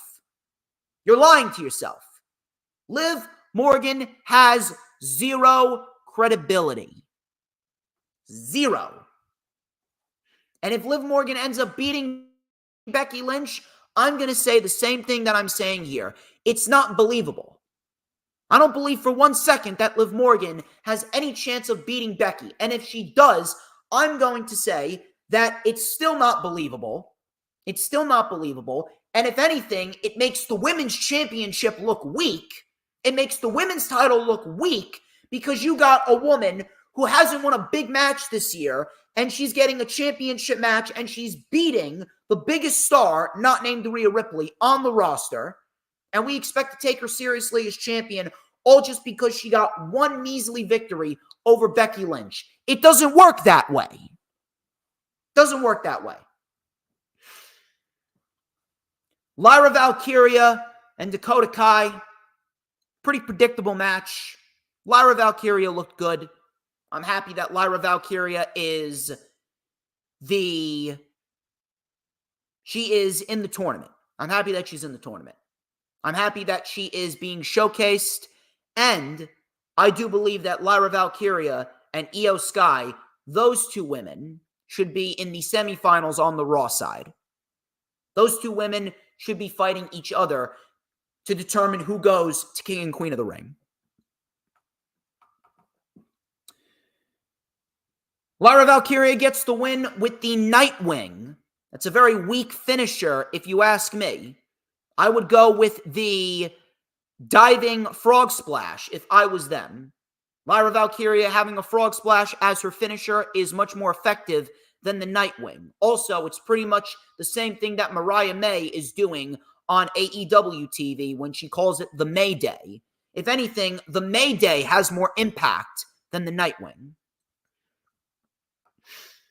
Next week, it's Lyra Valkyria versus Zoe Stark and Io Sky versus either Shayna Baszler or Zelina Vega. Main event, Sheamus and Gunther. King of the Ring tournament first round matchup. This was awesome. This was awesome, and we got ourselves one hell of a brawl between these two individuals. Really, really, really good shit here. We got things starting out white hot, big boots and chops and slaps. Sheamus's knee was the issue here. Sheamus's knee was the story here. Sheamus's knee was being destroyed by Gunther. Sheamus could not get the bro kick because of the knee. Referee ended up ejecting Ludwig Kaiser. We had a big punt knee by Sheamus. Gunther with a powerbomb for a 2. We had a half Boston Crab, but Sheamus got to the ropes. Sheamus then with the Celtic Cross. He went into the cover, but Gunther kicked out. We had a punt knee again. Sheamus covered. Gunther kicked out again. Gunther locked in a half crab again. Wrenched the knee back. It actually looked pretty brutal. I do not want to be in the receiving end of Gunther's half Boston Crab. Half crab locked in, and Sheamus ended up tapping out to Gunther. Gunther advances to the next round. Awesome, awesome, awesome, awesome, awesome match. And Gunther, in my eyes, Gunther is the correct man to win King of the Ring. The ref didn't catch him. The ref didn't actually see him touching Sheamus. The ref didn't see him touching Sheamus, Dylan. The ref saw him getting down from the apron, but he didn't see Ludwig actually touch Sheamus. That's why Gunther didn't get DQ'd. But Sheamus loses to Gunther. Gunther ends up taking the victory as he should. There is no better man to win King of the Ring than Gunther. Some questionable decisions. Liv Morgan still does not look credible against Becky Lynch, and Jey Uso going over Finn Balor was fucking stupid. But still a very good show nonetheless. We'll see what happens going forward, but so far, we got ourselves a solid start to the build towards the King and Queen of the Ring premium live event in Saudi Arabia. Hope you guys are having a good time. Be sure to continue to throw in the super chats, throw in the super stickers and the super thanks. Subscribe and join the channel's memberships program as well for all sorts of great perks and extra content. We're going to get into the Dynamite portion of the show. Let me take a drink of my ice water here. Dynamite. There wouldn't be a week in the IWC if we didn't have some ridiculous argument on social media between a bunch of fucking retards arguing over whether or not Dynamite was boring or not. Let me tell you something. If you don't like what they're putting out, you don't have to like everything that they're putting out. But if you're going to come out and call the show boring, when we got two very good matches, one between Orange Cassidy and Trent Beretta, and one between Brody King and Adam Copeland, if you're going to complain and call the show boring when we got ourselves the announcement of Anarchy in the Arena, and the fact that every Anarchy in the Arena up until this point has delivered, if you're going to call a show boring that has a tease for a potential trios match between Bullet Club Gold and the Death Triangle, right? If you're going to call the show boring, after a great segment with Swerve and Christian Cage, when we got the Mogul Embassy turning on Swerve Strickland, right? Mogul Embassy turned on Swerve Strickland. We get Swerve and Christian Cage having a great back and forth, and the build towards their matchup at Double or Nothing has been very solid thus far. If you're going to call the show boring after it had all that good material on it, then maybe you should not be watching pro wrestling. Maybe you should not be watching this show. Maybe you should not be talking about this show. Are you watching Dynamite from 2 weeks ago? You want to say that about Dynamite 2 weeks ago, that would have been valid. Because the Dynamite 2 weeks ago from Daly's Place, it felt off. There was no sense of urgency. It felt wonky. The show did not resonate well. It did not come off well on TV. That was not that good of a show. But if you're going to tell me that this show was boring after we got all those positives on the show, maybe you're the fucking problem. There's a difference between ignorance and a valid opinion. Calling the show boring is just straight up ignorance. Do better, people. Do better. Dynamite was actually very solid. For all of those who are confused and all of those who are sipping the anti-AEW Kool-Aid. The show was actually very solid. Was it the greatest show on earth? No, it wasn't the greatest show on earth. Not every show's a great show. The show 2 weeks ago wasn't that good, but this week's show was solid. We got shit that made sense. Shit flowed better. Shit is making sense going into Double or Nothing. And Double or Nothing, if they play their cards right, you take a look at Double or Nothing on paper and the matches that have still yet to be booked, we could be on the verge of one of the best Double or Nothings ever. Maybe the best Double or Nothing that they've ever done. Show was boring, though. People are fucking ridiculous, I'm telling you. The narrative amongst the IWC is becoming worse and worse and worse. It's nothing but sunshine and rainbows with WWE, but everything sucks when it comes to AEW. And do not give me the fucking excuse that it's valid criticism. 2 weeks ago, the criticisms were valid. This week's the shows were much better. So, we got an interview with Adam Copeland starting off the show. He was backstage. He was interviewed by Renee Paquette. He says his mind was wandering. He says that he needed to stop to talk to TK because he wants the match with Brody King to be a no disqualifications match. He says, you wanted the Rated R Superstar, you got it. This is actually a great thing, and what it tells is it's telling the story of Adam Copeland slowly losing his mind. He got misted by Malachi Black, and now he wants to do all this crazy shit. He wants to do all this crazy shit to inflict torture on the House of Black, and it's all leading towards a match with Malachi at Double or Nothing, which is going to be great.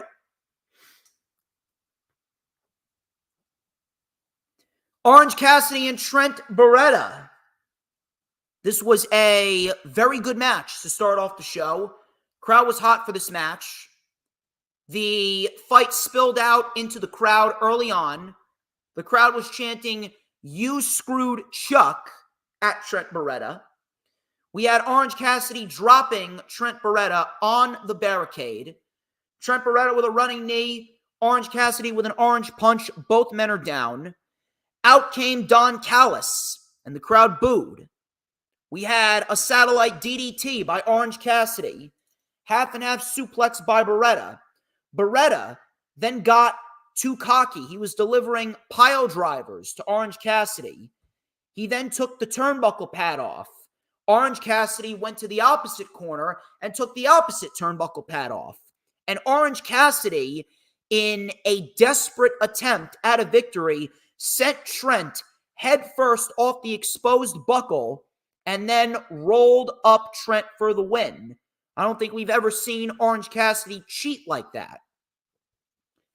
So afterwards, Trent Beretta attacked Orange Cassidy. He delivered a pile driver to Orange Cassidy on the steps, and then Orange Cassidy literally just got right back up. That literally made no sense there. I don't know why the fuck that we had a pile driver on the steps if he was going to get right back up. Don Callis then came in, and he backed Orange Cassidy off. Now, here's where the criticism becomes valid. The match was very good, but the thing that I'm confused about is who's the babyface and who's the heel. Trent Beretta is seemingly the heel because he took out Chuck Taylor and he turned on Orange Cassidy. But I want to know who exactly is the full-blown heel in this story. Are they both supposed to be heels? Because if Don Callis is trying to coerce Orange Cassidy to come over to his family, wouldn't that make Orange Cassidy a heel by default? Unless they're going to do a complete 180 and Don Callis is just preying on a desperate Orange Cassidy and he's going to do a complete 180 and recruit Trent instead of Orange Cassidy. That's the confusing part about it. I don't really understand where they're going with this. I think that a character change could be intriguing for Orange Cassidy, but why exactly are we teasing an Orange Cassidy heel turn when Trent is the one that is more in need of being in the Don Callis family than Orange Cassidy? Trent Beretta being in the Don Callis family would come off a lot better than Orange Cassidy. Orange Cassidy, it's going to be very, very hard to present Orange Cassidy as a heel. Orange Cassidy right now is a full-blown babyface. Orange Cassidy is one of the best babyfaces that the company has. And I don't think that he'll resonate with the people as a heel, regardless of how good Don Callis is. So it's rather confusing. I don't really know where they're going. And sometimes that's not always a good thing. So who's the heel in this story? Who's the heel in this little angle that they got going on? Doesn't really make too much sense. Other than that, the match was very good. So after that, they replayed Jack Perry's promo from last week. Jack Perry actually got really good at cutting promos. Jack Perry said that Kenny Omega was a coward when AEW needed him most, and the Elite is going to change the world without you. We all have to sacrifice things, and you just made yours. I don't know about you guys, but Jack Perry right now is fucking killing it. Jack Perry is doing some really good shit right now. And I'm very, very interested in seeing how things play out for him going into Double or Nothing. Kenny Omega, he was shown in a hospital bed, and he says that he is at the ER. He says that what was done last week wasn't personal. He says it was business. He says that I got some business to take care of. May 26th, 5 years since it all started. Anarchy in the arena. Okada, Perry, and the Elite versus Team AEW. First two members are FTR, and something tells me that the other two will reveal themselves before the end of the night. I'm going to wait until the end of the show to talk about this. Because I am going to explain why this is a great thing and why there shouldn't be anyone that should be complaining about this. Tony Schiavone, he interviewed Serena Deeb. Serena Deeb, she talked about how people think that she can't beat Toni Storm. Losing is not an option. I made my return, and it was the hardest 15 months of my life because I suffered 3 unprovoked seizures. It was scary. You don't even know what is going to cause these seizures. The thing that stuck with me is the dream of becoming women's champion. Toni Storm then interrupted. Toni then said, all I'm hearing is a charity case. Deeb then said, I literally fought for my life, and I will do it again to become women's champion, so you better start taking this shit seriously. Toni then said, everything that you went through, I don't give a single solitary shit. And she said it with the typical Toni Storm accent that she does. They stood face to face before Serena Deeb knocked her out with a punch right to the face. Now, first off, this cannot be the only promo that these two women have. We need to have more promos between these two women because from what we got, the verbiage that we got between the two of them, it could actually develop a nice solid amount of heat going into their match at Double or Nothing. However, the one thing that felt off about this match, I don't know what it was, but Serena Deeb, she was talking a little bit too slow. It's almost as if she didn't know what she was going to say. She didn't know what she wanted to say, and she was thinking on the spot as to what she wanted to say. Until Toni Storm came out there, she didn't really come off all that impactful. Not to say that she was terrible, but she was projecting her words a little bit too slowly. It was like it's like I'm watching her in slow motion. I'm going to need her to pick up the pace just a little bit. Now, what Toni Storm said was entertaining. But Serena Deeb, listen, we need some more promos between the two of them, but Serena Deeb, she's going to have to pick up the pace with her promos a little bit more. She's going to have to project her words with a little bit more emphasis. She's good in backstage promos. But I don't know what it is. Maybe Serena Deeb's just not meant to be a babyface. Maybe she's just not meant to be a babyface. We'll see what happens, but listen, the match at Double or Nothing, that's going to be a damn good match. And it really makes me happy to know that they're taking Toni Storm's title reign seriously. They're giving her legitimate contenders. And if Toni Storm keeps this up, Toni Storm could very well go down as the woman with the best AEW Women's World title reign that we've seen. And finally, we're actually starting to get some substance with Toni Storm. It's not just all character. We're actually getting wrestling. Mariah May versus Harley Cameron. Harley Cameron did not look bad here. This was actually a lot better than I expected. Now, Mariah May clearly carried the load here. But this was not a bad match at all. Matter of fact, I would not mind seeing Harley Cameron in the ring with someone else a little bit more. I think that Mariah May definitely helped Harley Cameron get through the match without any fuck-ups or botches. Listen, Hologram, you can say that Jack Perry sucks all you want, but at the end of the day, he's playing his role beautifully. He's an entitled little prick. That thinks he's changing the world with the Young Bucks. He's playing the role beautifully, and he's a hell of a lot better than he was several years ago. You can say he sucks all you want. You can be a Punk mark all you want, dude. I'm just stating the facts here. Listen, I love Punk just as much as you, but listen, I'm being fair here. You're not. Back to Mariah May. As far as Mariah May goes, the match with Harley Cameron was not terrible. However, I need to bring this question to the table here. Why exactly are we seeing so much of Mariah May? Don't get me wrong. I fucking love Mariah May. Mariah May is great. Mariah May is fucking awesome at what she does. but we're seeing a little bit too much of her. There is such a thing as too much of a good thing. Too much of a good thing is not a good thing for anyone. I understand that you have heavy investment in Mariah May, and they should have heavy investment in Mariah May, because Mariah May is one of the best women's wrestlers that they have right now, but we don't need to see her wrestling every single week. Where's Chris Statlander? Why haven't we seen Chris Statlander wrestle more? Is she hurt? Why is she a background player for the Orange Cassidy-Trent Beretta storyline? What about Red Velvet? What about Mercedes Martinez? What about Diamante?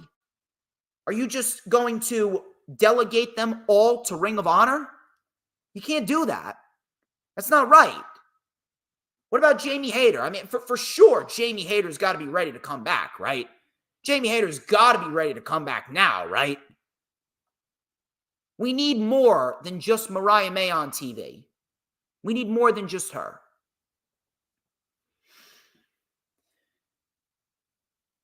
Pac, he was interviewed.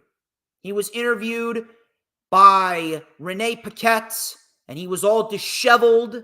He was all depressed that he lost to Okada at Dynasty. He was interrupted by Bullet Club Gold, the Bang Bang Gang. And Jay White, he mocked Pac for losing to Okada. He says that I've actually beaten Okada. He says that why don't you hang in the back and then you'll learn a thing or two about winning. And then Austin Gunn, when he wants to be, Austin Gunn is actually very unintentionally funny. Austin Gunn, as Jay White was walking away, Austin Gunn just got in Pac's face a little bit and went, "Ya bastard." I don't know what it was. I found that a lot more funny than it really was. But listen, if you're going to give me Death Triangle versus Bullet Club Gold at Double or Nothing, I mean, sign me the fuck up. If you're going to give me any way, shape, or form, if we're going to get Pac and Jay White in the same ring together, then there should be no one complaining. No one should be complaining in this chat if we're going to get a match that gives us Pac and Jay White in the same ring together. Swerve Strickland, he came out, no Prince Nana. And this was the nice little detail that came off great here. No Prince Nana. He was full-fledged focused. It was all business for Swerve. He came out for his face-to-face confrontation with Christian. He says that he's pissed off. He says that he's in a fighting mood. And I know that everyone wants a piece of you when you're the world champion, but I'm not here to talk. I'm not here to wait any longer. Christian, bring your ass out here. So Christian came out with the patriarchy. He mocked Emmington for being losers. The crowd then chanted, "Let's go Oilers." Christian then said that he's taking something from Swerve every week. And when you get to Double or Nothing, I'm going to take the ultimate prize from you. You've been riding a big wave of momentum, Swerve, but the thing about waves is the fact that waves always crash. You're not in my league, and I deserve to be world heavyweight champion. So the patriarchy then began to surround the ring, but the Mogul Embassy came out. Swerve then said that he's going to beat Christian Cage down worse than Kendrick Lamar did to Drake. Swerve, this is where Swerve really came off well. Swerve then said that he's worked his ass off while Cage politicked his way to the top. So I dare you to try and take this from me, but you won't. And you know why? It's because that if you try to get in this ring, you'll be put in an uncomfortable situation. And we all know that when Christian gets put in an uncomfortable situation, he says, "I quit." I like that line. That was a very nice line. So Christian, he said nothing.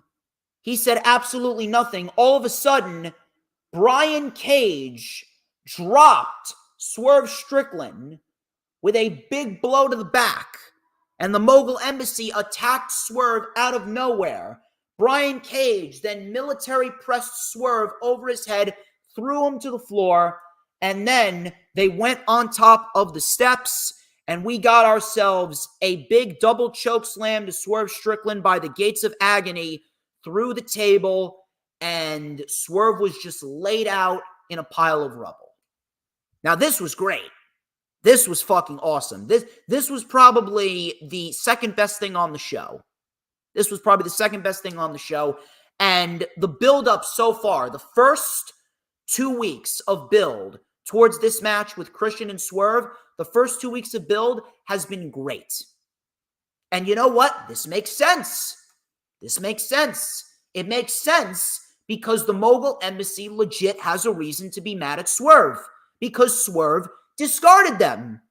Swerve completely discarded them, and he treated them like they were nothing. It makes sense. Mogul Embassy is pissed off because they feel that they were slighted by Swerve. Swerve's getting all the glory. Swerve's getting the main events. Swerve is the world champion. But what are they getting? They're getting nothing. So what do? They take their anger out on Swerve. Swerve is now being attacked from all sides. And for those of you that are wondering, why are they making Swerve look weak? Why is Swerve getting beaten down every single week? There's only one reason why they're doing this.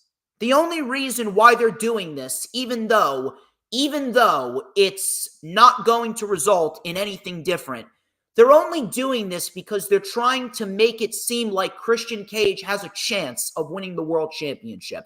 They're trying to make it feel more unpredictable when we all know that Swerve's not losing. And if Will Ospreay wins the AEW International Championship, then we know for sure that Swerve Strickland is not going to be losing the championship until after All In. Let's be real here. Swerve Strickland is not losing the championship. They're only doing this to make it seem like Christian Cage has a chance when we all know he doesn't. It's the only reason why Swerve is being beaten down every week, or so it seems as though every week. Rocky Romero, he took on Jay White. This was a fun little match, really nothing all too crazy. This was a showcase match for Jay White. This is a showcase match for Jay White. Jay White gets the win clean, by the way. Just want to make that very, very apparent. Bullet Club Gold did not get involved. Jay White won clean. And then afterwards, Pac came out and Bullet Club Gold left the ring. Trios match will be coming at Double or Nothing. And before I move on, and this is what I love about what I do. The one thing that I love about doing this shit is I love making people look like a bunch of fucking retards. I really do. I love making people look stupid. Where are all these motherfuckers saying that Jay White is buried and Jay White is being misused? Jay White deserves better. Jay White. Motherfuckers, look at Jay White now. Look at him. He's winning matches on TV. Clean, by the way. He's been winning singles matches on TV. Matter of fact, I don't think he's lost a single singles match this year. I don't think he's lost a single singles match via pinfall or submission this year thus far. He's been unpinned and unsubmitted this year. Unpinned and unsubmitted, winning matches on TV consistently, clean. He's draped in fucking gold, and he's about to share the ring with one of the best wrestlers in the world, known as Pac. But Jay White is being misused, right? Jay White's being misused. You are a bunch of fucking morons. You're a bunch of fucking morons. Jay White, this is the best spot for Jay White right now. If Jay White is still in the trios division after the fall is over, if Jay White is still in the trios division after Wrestle Dream, then we can start making an argument. But right now, Jay White is doing just fine for himself. Jay White is doing just fine for himself, and there should not be anyone that should be complaining about Jay White. We're about to get Death Triangle versus Bullet Club Gold, but you're fucking complaining that Jay White's being misused? We'd be lucky several years ago if we were going to get Jay White versus Pac. This was a match that many people never even thought was possible. A match that many people didn't even know that they fucking needed. And now we're getting it in the form of a trios match. Chris Jericho and Big Bill, they took on a couple of jobbers. The Learning Tree, Chris Jericho. Pretty standard in and out squash match. Really didn't need to happen if we're going to be honest. Jericho then took the microphone. He actually called Edmonton, Calgary. Crowd booed, and they said that you fucked up. Jericho clearly is acting like a disingenuous prick, waving his hand. Thanks, guys. Thanks, guys. He then said that his match with Shibata was rated the highest on Cage Match. Jericho said that Hook is still recuperating. He is still learning from his lessons. Shivani then said that Hook will be coming back next week. After Hook comes back, we need to wrap up this feud with Chris Jericho. We need to wrap it up. Now, I will say this. Jericho, it's not like, again, I state it all the time. I'm going to state this every week. It's not that he's not great, but it feels like he's done everything there is to do. Now, is he really leaning into the gimmick? Yes, I will give him credit where credit's due. He's really leaning into the gimmick. He's coming off like a fucking jackass, and it's entertaining as fuck. But do we really need Jericho on TV? The answer is no.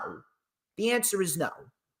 For those of you that say, you stand up for AEW, I'm saying we don't need Jericho on TV.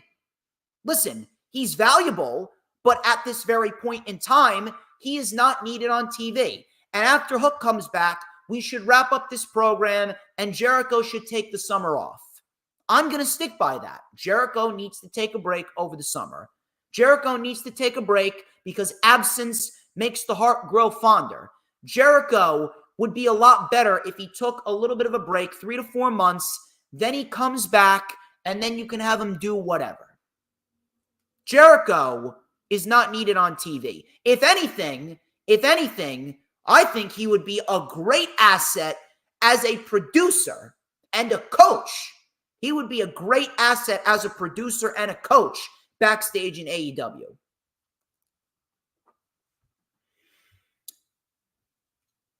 Adam Copeland and Brody King. No disqualifications match for the TNT Championship. This was a great fucking match, and it further adds on top of Adam Copeland and what he's been doing. For anyone that is saying that Adam Copeland's run in AEW has not been a success, I'm going to say the same thing that I say all the time to people that discredit the facts. You're a fucking retard. Adam Copeland is doing great shit in AEW. Matter of fact, Adam Copeland right now is one of the most consistently good acts in professional wrestling right now. At 45 years old, 46, 47, however old he is, in his mid to late 40s, Adam Copeland right now is one of the most consistently good acts in the entire industry. That's how you know Adam Copeland is that damn good. And Adam Copeland, he deserves a hell of a lot more credit than he's been given. His TNT title reign has been fucking awesome. Matter of fact, from an in-ring standpoint, dare I say, it may very well be better than Christian's reign. And Christian had some damn good matches throughout his title reign. But Adam Copeland, he has brought a lot, and I mean a lot of legitimacy to the TNT Championship. And he's got a match tonight with Kyle O'Reilly. He's got a big match tonight with Kyle O'Reilly. Which, by the way, if I'm not mistaken, I believe that tonight is the 100th defense of the TNT Championship. That's actually pretty fucking cool. I'm not going to lie. It's pretty fucking cool. So Adam Copeland and Brody King. Crazy shit right out of the gate. We had Brody King driving himself into the guardrail by mistake. Copeland then hit Brody King with a chair and then DDT'd him on the chair on the apron. Brody was busted open. You know, even though we see it a lot, I love when Brody King gets busted open. When Brody King gets busted open, I think that Brody King looks the best when he's busted open. The fact that his entire face is just covered with blood and it seeps into his fucking beard. He looks like a fucking psychopath. He looks like a fucking psychopath. And that's the shit that's the most entertaining. The guy just looks like a fucking serial killer when his face is all covered in blood and it seeps into his fucking beard. He looks like a maniac. I love it. So Brody King, then he mounted a comeback. Both men with double big boots. Both men are down. The crowd is chanting, "This is awesome." Brody King with a cannonball for a 2. King then with a spike pile driver. Both men now on the apron. Adam Copeland with a Death Valley driver on the apron to Brody King. He got the big man up. Crowd was chanting, "Holy shit, holy shit." We had a spear through the ropes, which was very fluid. Spear through the ropes, through the table, back in the ring. Copeland hit another spear in the ring. Pin Brody King, 1, 2, 3. And we get ourselves a great fucking match. Adam Copeland retains the TNT Championship. Brody attacked, and out came Kyle O'Reilly. Kyle O'Reilly, who said that if Copeland needs help fighting the House of Black, that he's going to be there. And it looks like Kyle O'Reilly, he could very well be next in line for a feud with the House of Black after they get past Adam Copeland. So O'Reilly, he's got a match with Adam Copeland tonight. It is his hometown of Vancouver, British Columbia. So I'm looking forward to seeing what we see on Collision tonight. That's going to be a damn good TNT title match. Mercedes Moné, she cut a promo. She said that she is close to making her in-ring return to the sport that she loves. She said that she's been in the gym every day. She said that Willow took something from her that she'll never get back, and that is time. Will I ever get back in the ring? These are the thoughts that I had in my head. I'm going to wipe that stupid smile off of her face. And at Double or Nothing, money changes everything. Listen, Mercedes is one of the best that they got, but we need Mercedes to be a heel going forward. After she beats Willow, we need Mercedes to be a full-blown heel. As good as Mercedes is, Mercedes just does not come off well as a babyface. There are some people who are just better suited for certain roles. When we got the promo 2 weeks ago with Willow and Mercedes in the ring, that was a very good promo, and Mercedes sounded awesome. Mercedes came off with conviction. She was more bitchy against Willow, and Willow came off good too. We need Mercedes to be more bitchy. We need her to be more serious. When Mercedes is smiling, when Mercedes she's saying, "Oh my God, I'm so glad to be back in the sport that I love," it doesn't come off well. It doesn't come off well. Mercedes Moné is just not a good babyface. Mercedes is a heel. So after Double or Nothing, if we do not start seeing heel Mercedes, we're going to have a fucking problem.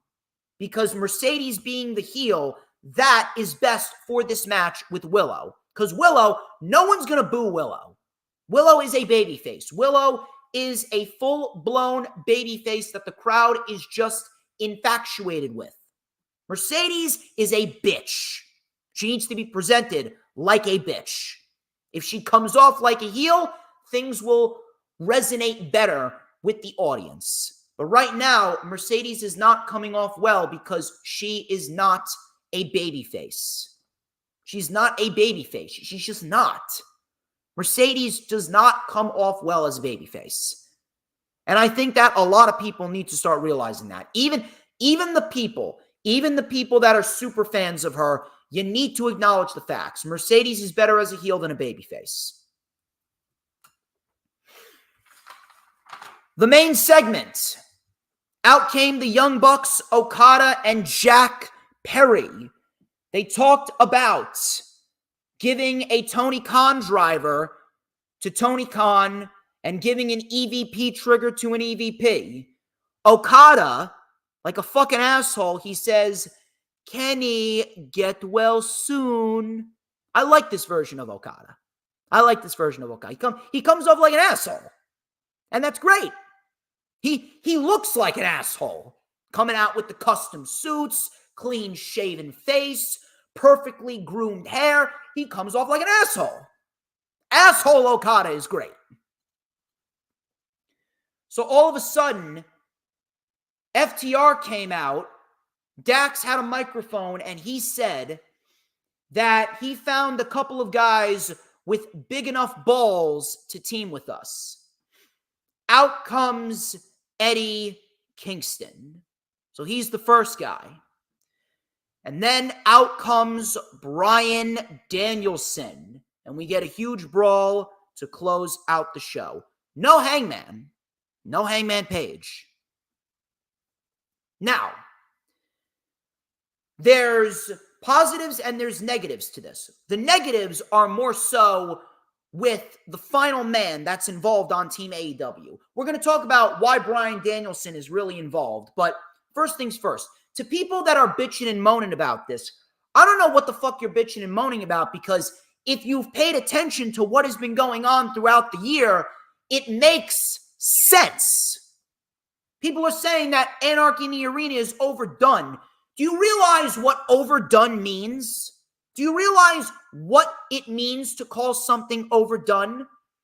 There's two things. There's two things that depicts whether something is overdone or not. Number one, whether or not it makes sense. And number two, whether or not it has delivered or it hasn't delivered.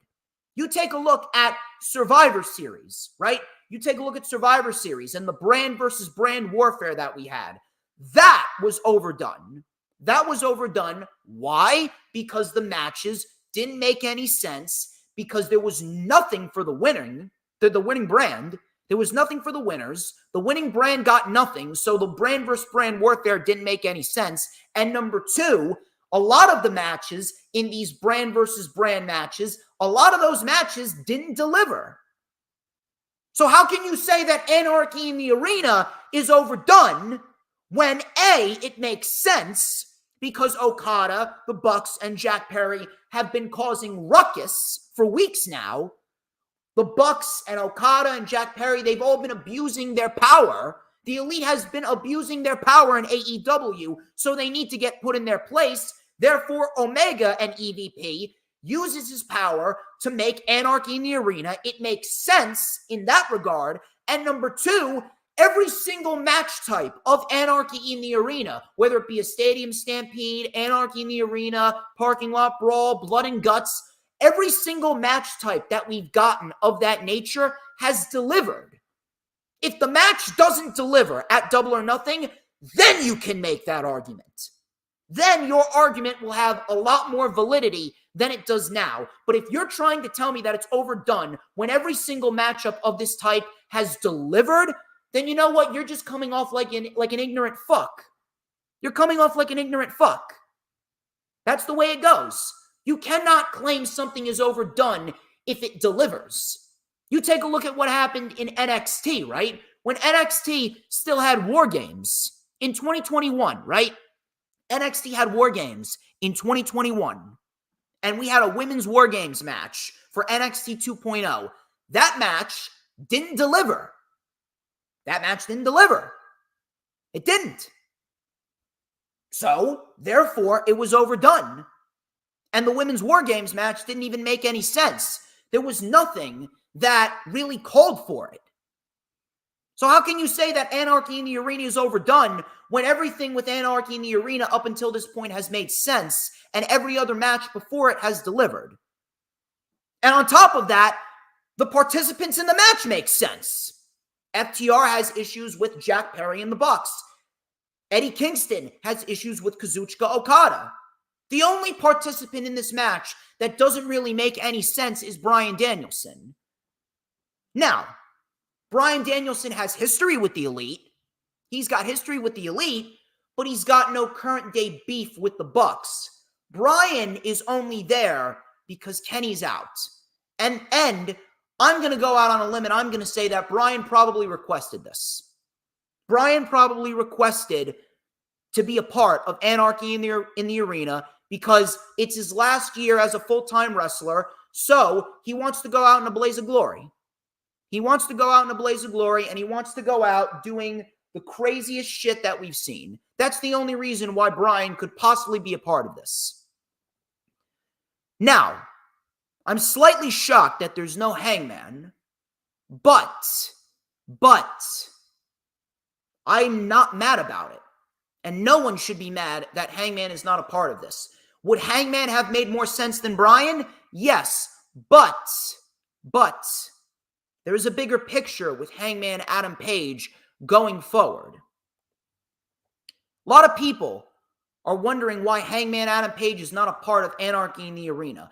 Bryan doesn't really make much sense because he doesn't have any current day beef with the Young Bucks, but he's really only there because Kenny Omega is out with diverticulitis, and he probably requested this match because he's going to go out in a blaze of glory because it's his last full-time year. But there is a bigger picture with Hangman. Hangman is not a part of this match because Hangman is still better suited as a heel going forward.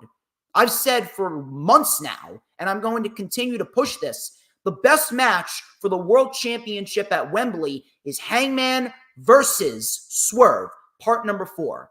When Hangman comes back, he's going to remain a heel, and we're going to get Hangman versus Swerve part 4. Swerve's going to win, and then Hangman's going to finally snap, and he's going to become a sociopath.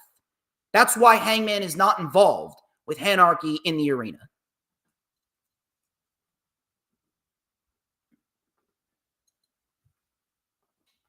We had a couple of questionable decisions, but otherwise, Dynamite was actually a solid show.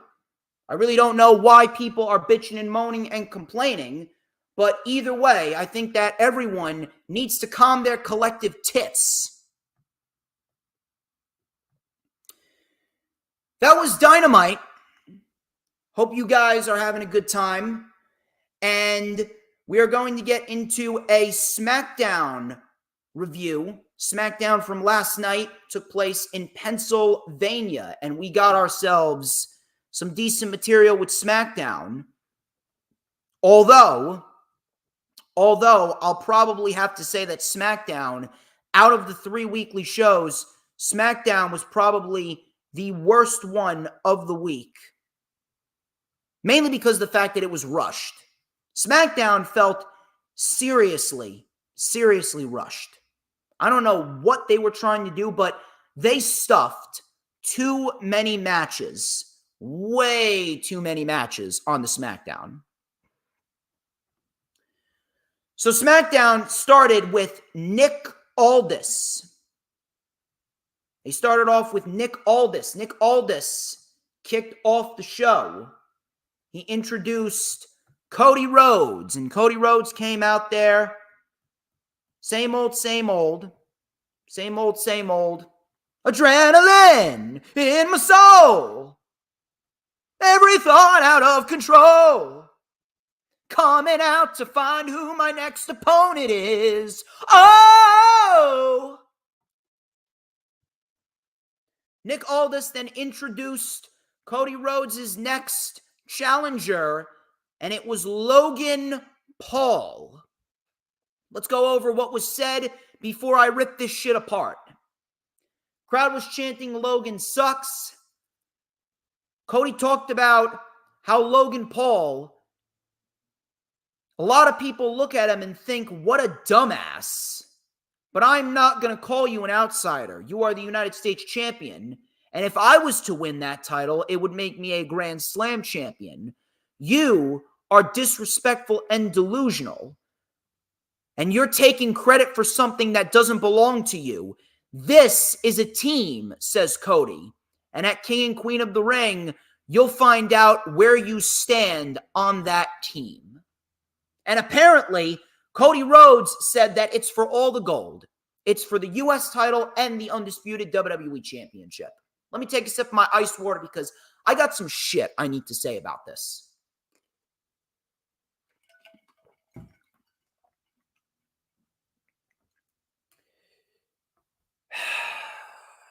I went over in my head what I wanted to say, and I'm still kind of pissed off that I need to explain this to people because there's some people that are trying to defend this bullshit. We got ourselves Cody Rhodes recently just beating Roman Reigns. Roman Reigns, who might I add, held the undisputed WWE Championship for over 1,300 days. Right? 1,300 days. And we come to the shows after WrestleMania, and then we get a report coming out that WWE has no big-time direction for Cody Rhodes. I wasn't really completely sold on it because Dave Meltzer, let's be honest here, Dave Meltzer, he's 50-50. He's not credible all the time. No wrestling source is credible all the time. But then we get what we get on TV, and my God, Dave Meltzer looks like a fucking genius. Why exactly is Logan Paul challenging Cody Rhodes? Is it a big-time match? Yeah, sure it's a big-time match. But please, do not give me the fucking excuse of, well, they gotta sell tickets, the her. I don't give a fuck about tickets. You want to go jerk off in the corner to WWE's financial success? Go ahead. But like I've said in the past, fuck business. Fuck business, and fuck you too. WWE does not need to pit Logan Paul and Cody Rhodes against each other to sell tickets. The Saudi Arabian shows sell tickets regardless. In addition to that, you have Logan Paul as the United States champion. That should be his priority. But instead, you're having him go after the WWE Undisputed Championship. Now you're making the United States Championship look weak because Logan Paul is not treating it seriously because now he wants the World Championship too. You're undervaluing the United States Championship. In addition to that, why is Cody Rhodes in contention for a U.S. Championship when he's the Undisputed Championship? Does Cody Rhodes really need the United States Championship? You're really going to have Cody Rhodes walk out with both championships? Listen, I don't mind a double champion, but when it makes sense. This shit doesn't make any sense. What the fuck has Logan Paul done to earn himself a world championship match? All because he's Logan Paul? I don't give a fuck who he is. I don't give a fuck if he's Jesus Christ. Logan Paul hasn't done shit to earn a world title match. He's the United States champion. That should be his championship. He should be staying in his lane. And then Cody Rhodes just recently ended the longest world title reign in the last 40 fucking years. He doesn't need the United States Championship. When you put the U.S. title on him, now he's going to have to defend both championships. Are you really going to have Cody Rhodes come out every week and defend the United States Championship like Adam Copeland is defending the TNT Championship? It would just look like WWE's copying AEW. Now, I don't really give a shit because nothing's original nowadays, but we don't need Cody Rhodes as the U.S. champion. We don't. And in addition to that, WWE is playing a very, very dangerous game. They're playing a very dangerous game in two separate areas. Number one, you're going to take all the heat that Logan Paul developed for himself as the United States champion, and he's been doing great, don't get me wrong, but you're going to take all that heat that Logan Paul developed for himself as United States champion, and you're going to transfer it to a guy who's already the most over man in the company? You're going to transfer all that momentum to Cody by giving Cody the United States championship instead of giving it to someone who realistically should have that momentum? Someone like, I don't know, an LA Knight? This is why I said that we should have gotten LA Knight versus Logan Paul at WrestleMania. LA Knight could have won the U.S. title, and then Logan Paul could have done what he does. Logan Paul could have did his usual politicking, and Logan Paul could have fought Cody Rhodes anyway. If Logan Paul was ultimately going to fight Cody Rhodes after WrestleMania, then Logan Paul should have lost the United States Championship. This is why I said that it should have been Paul and Knight. You're playing a very dangerous game because now you're going to take that momentum away from Logan Paul, transfer it to Cody Rhodes. Cody said that he wants to fight LA Knight at some point.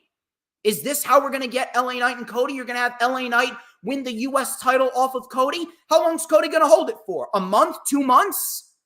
Short title reign should not exist.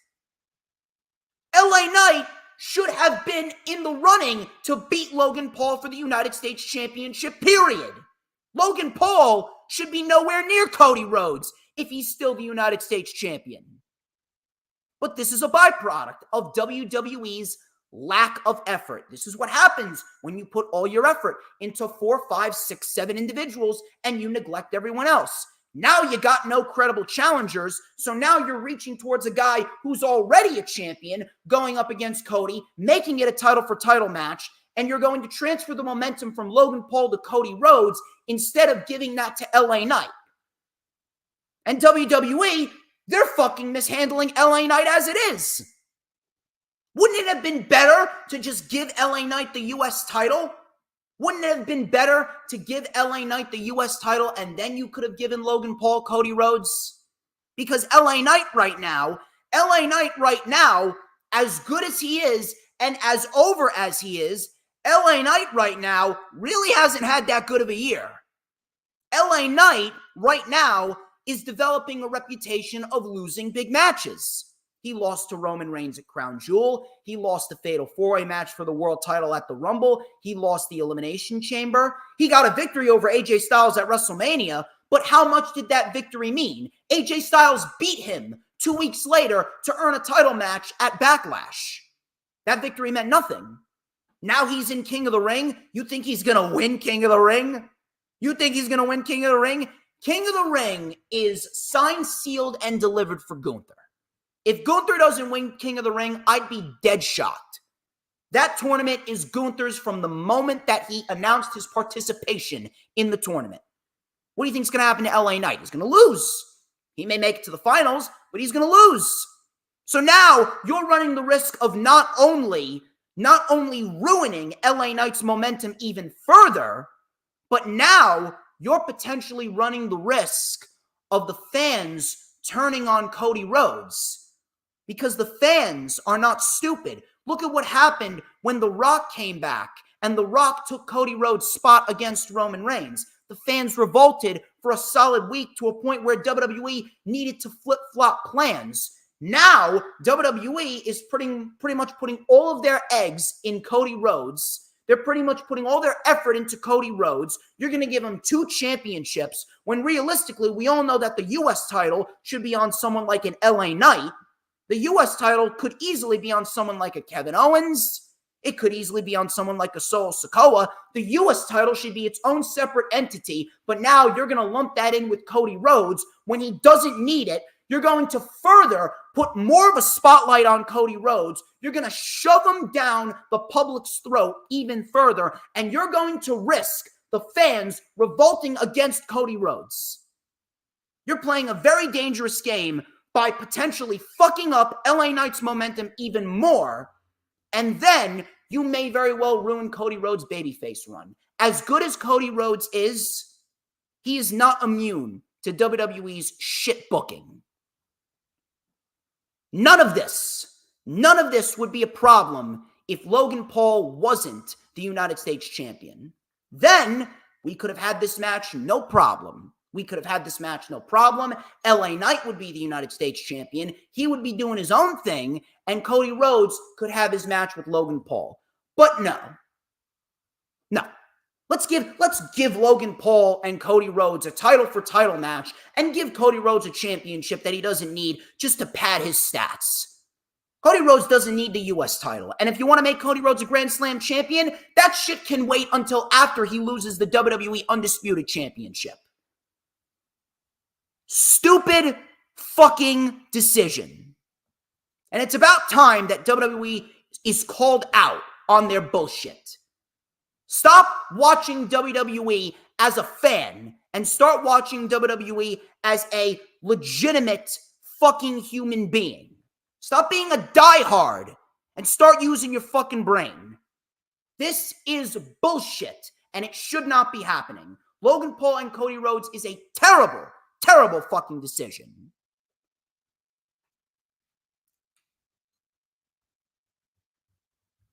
Shit really pisses me off, I'm telling you. Shit really pisses me off.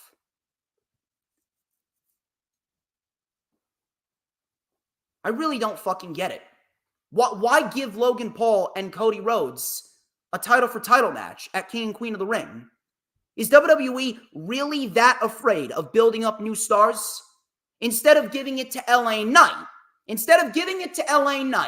and giving the US title to LA Knight, freeing up Logan Paul to fight Cody Rhodes, no, let's give Cody Rhodes and Logan Paul a title for title match and potentially fuck up LA Knight's momentum even more. LA Knight is completely disregarded, and you're running the risk of the fans turning on Cody Rhodes because you're giving Cody Rhodes all this spotlight and you're not spreading the wealth. You're not spreading the effort amongst everyone else. You're putting all your effort into Cody Rhodes and you're neglecting everyone else.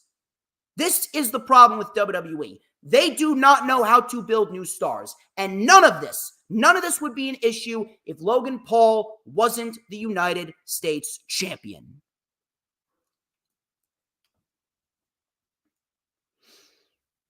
Moving on. We had Nia Jax and Naomi, Queen of the Ring tournament first round matchup. This was actually a good match. But this came with a problem. Same problem that I have with Finn Balor on Monday Night Raw. Naomi is a bum. Naomi has been booked like a bum. Naomi actually had a good thing going for herself outside of WWE when she was in Impact. Now she comes back to WWE and all she's been doing is losing big matches. She lost at the Royal Rumble, lost at the Elimination Chamber. She lost to Tiffany Stratton. She lost at Backlash. She lost here in the Queen of the Ring first round. WWE, truthfully, will never value Naomi. I don't think Naomi is ever going to get the proper treatment that she deserves in WWE. Nia Jax wins as expected. I will give my credit to Nia Jax, though. Nia Jax has actually been very good since returning. I'm not sure what she did, but props to Nia Jax. She got better in the ring. Baron Corbin and Carmelo Hayes. Baron Corbin, another guy I got to give props to. Baron Corbin looked very good in this match. Baron Corbin, actually, there was a small part of me that actually wanted Baron Corbin to win this match. Not even going to bullshit you. Small part of me that actually wanted Baron Corbin to win this match. Him being sent down to NXT was probably one of the best possible things that could have happened to him. He rejuvenated his career. Not only did he rejuvenate his career, but he got better in the ring. He's coming out with new moves. He's operating at a much faster pace. Man, this may be the best in-ring version of Baron Corbin that we've ever seen. Baron Corbin right now, if he can keep this up, and Baron Corbin can continue to operate in the ring at this high of a level, man, Baron Corbin could be a solid mid-card act on SmackDown. I would love to see a match potentially between Baron Corbin and LA Knight, if that's the case. Because, man, Baron Corbin, he looked great here. So, Corbin came in with a cross-legged Falcon Arrow, came back from commercial. Mello came in with a springboard clothesline and a facebuster for a 2. We had a Death Valley driver and a brainbuster by Corbin. Mello kicked out. We had a big running knee by Carmelo for a 2 count. Nothing but net missed. We had a Uranagi into the buckle, a big clothesline, and then a reverse suplex into a cutter by Baron Corbin for a 2 count. Carmelo Hayes then rolled up Baron Corbin with a small package for the 1, 2, 3, and Carmelo Hayes, he gets the win. Mello was always going to get the win here. Mello was always going to get the win, but Baron Corbin Baron Corbin looked very good here, and I think that Baron Corbin could definitely be something of substance on the main roster. And on top of that, with this new burn the ships gimmick, it's probably the closest thing to the lone wolf gimmick that we've seen. The lone wolf will always be Baron Corbin's best gimmick. But if he was to be, a little bit of the lone wolf, a little bit of that cocky prick that he was when he was Happy Corbin, it's almost like a little bit of a combination of everything. But mostly, it has a lot of lone wolf to it. His attire looks good. His entrance is awesome. His theme song's great. Baron Corbin, he could very well be a solid mid-card act if they really want him to be. I don't think he's ever going to be a world champion, but if he can wrestle like he was wrestling in this match with Carmelo, I'd say we're in for a good run with Baron Corbin on the main roster. Jade Cargill and Piper Niven, Queen of the Ring, first round matchup. I will give credit where credit is due. Jade did not look bad here.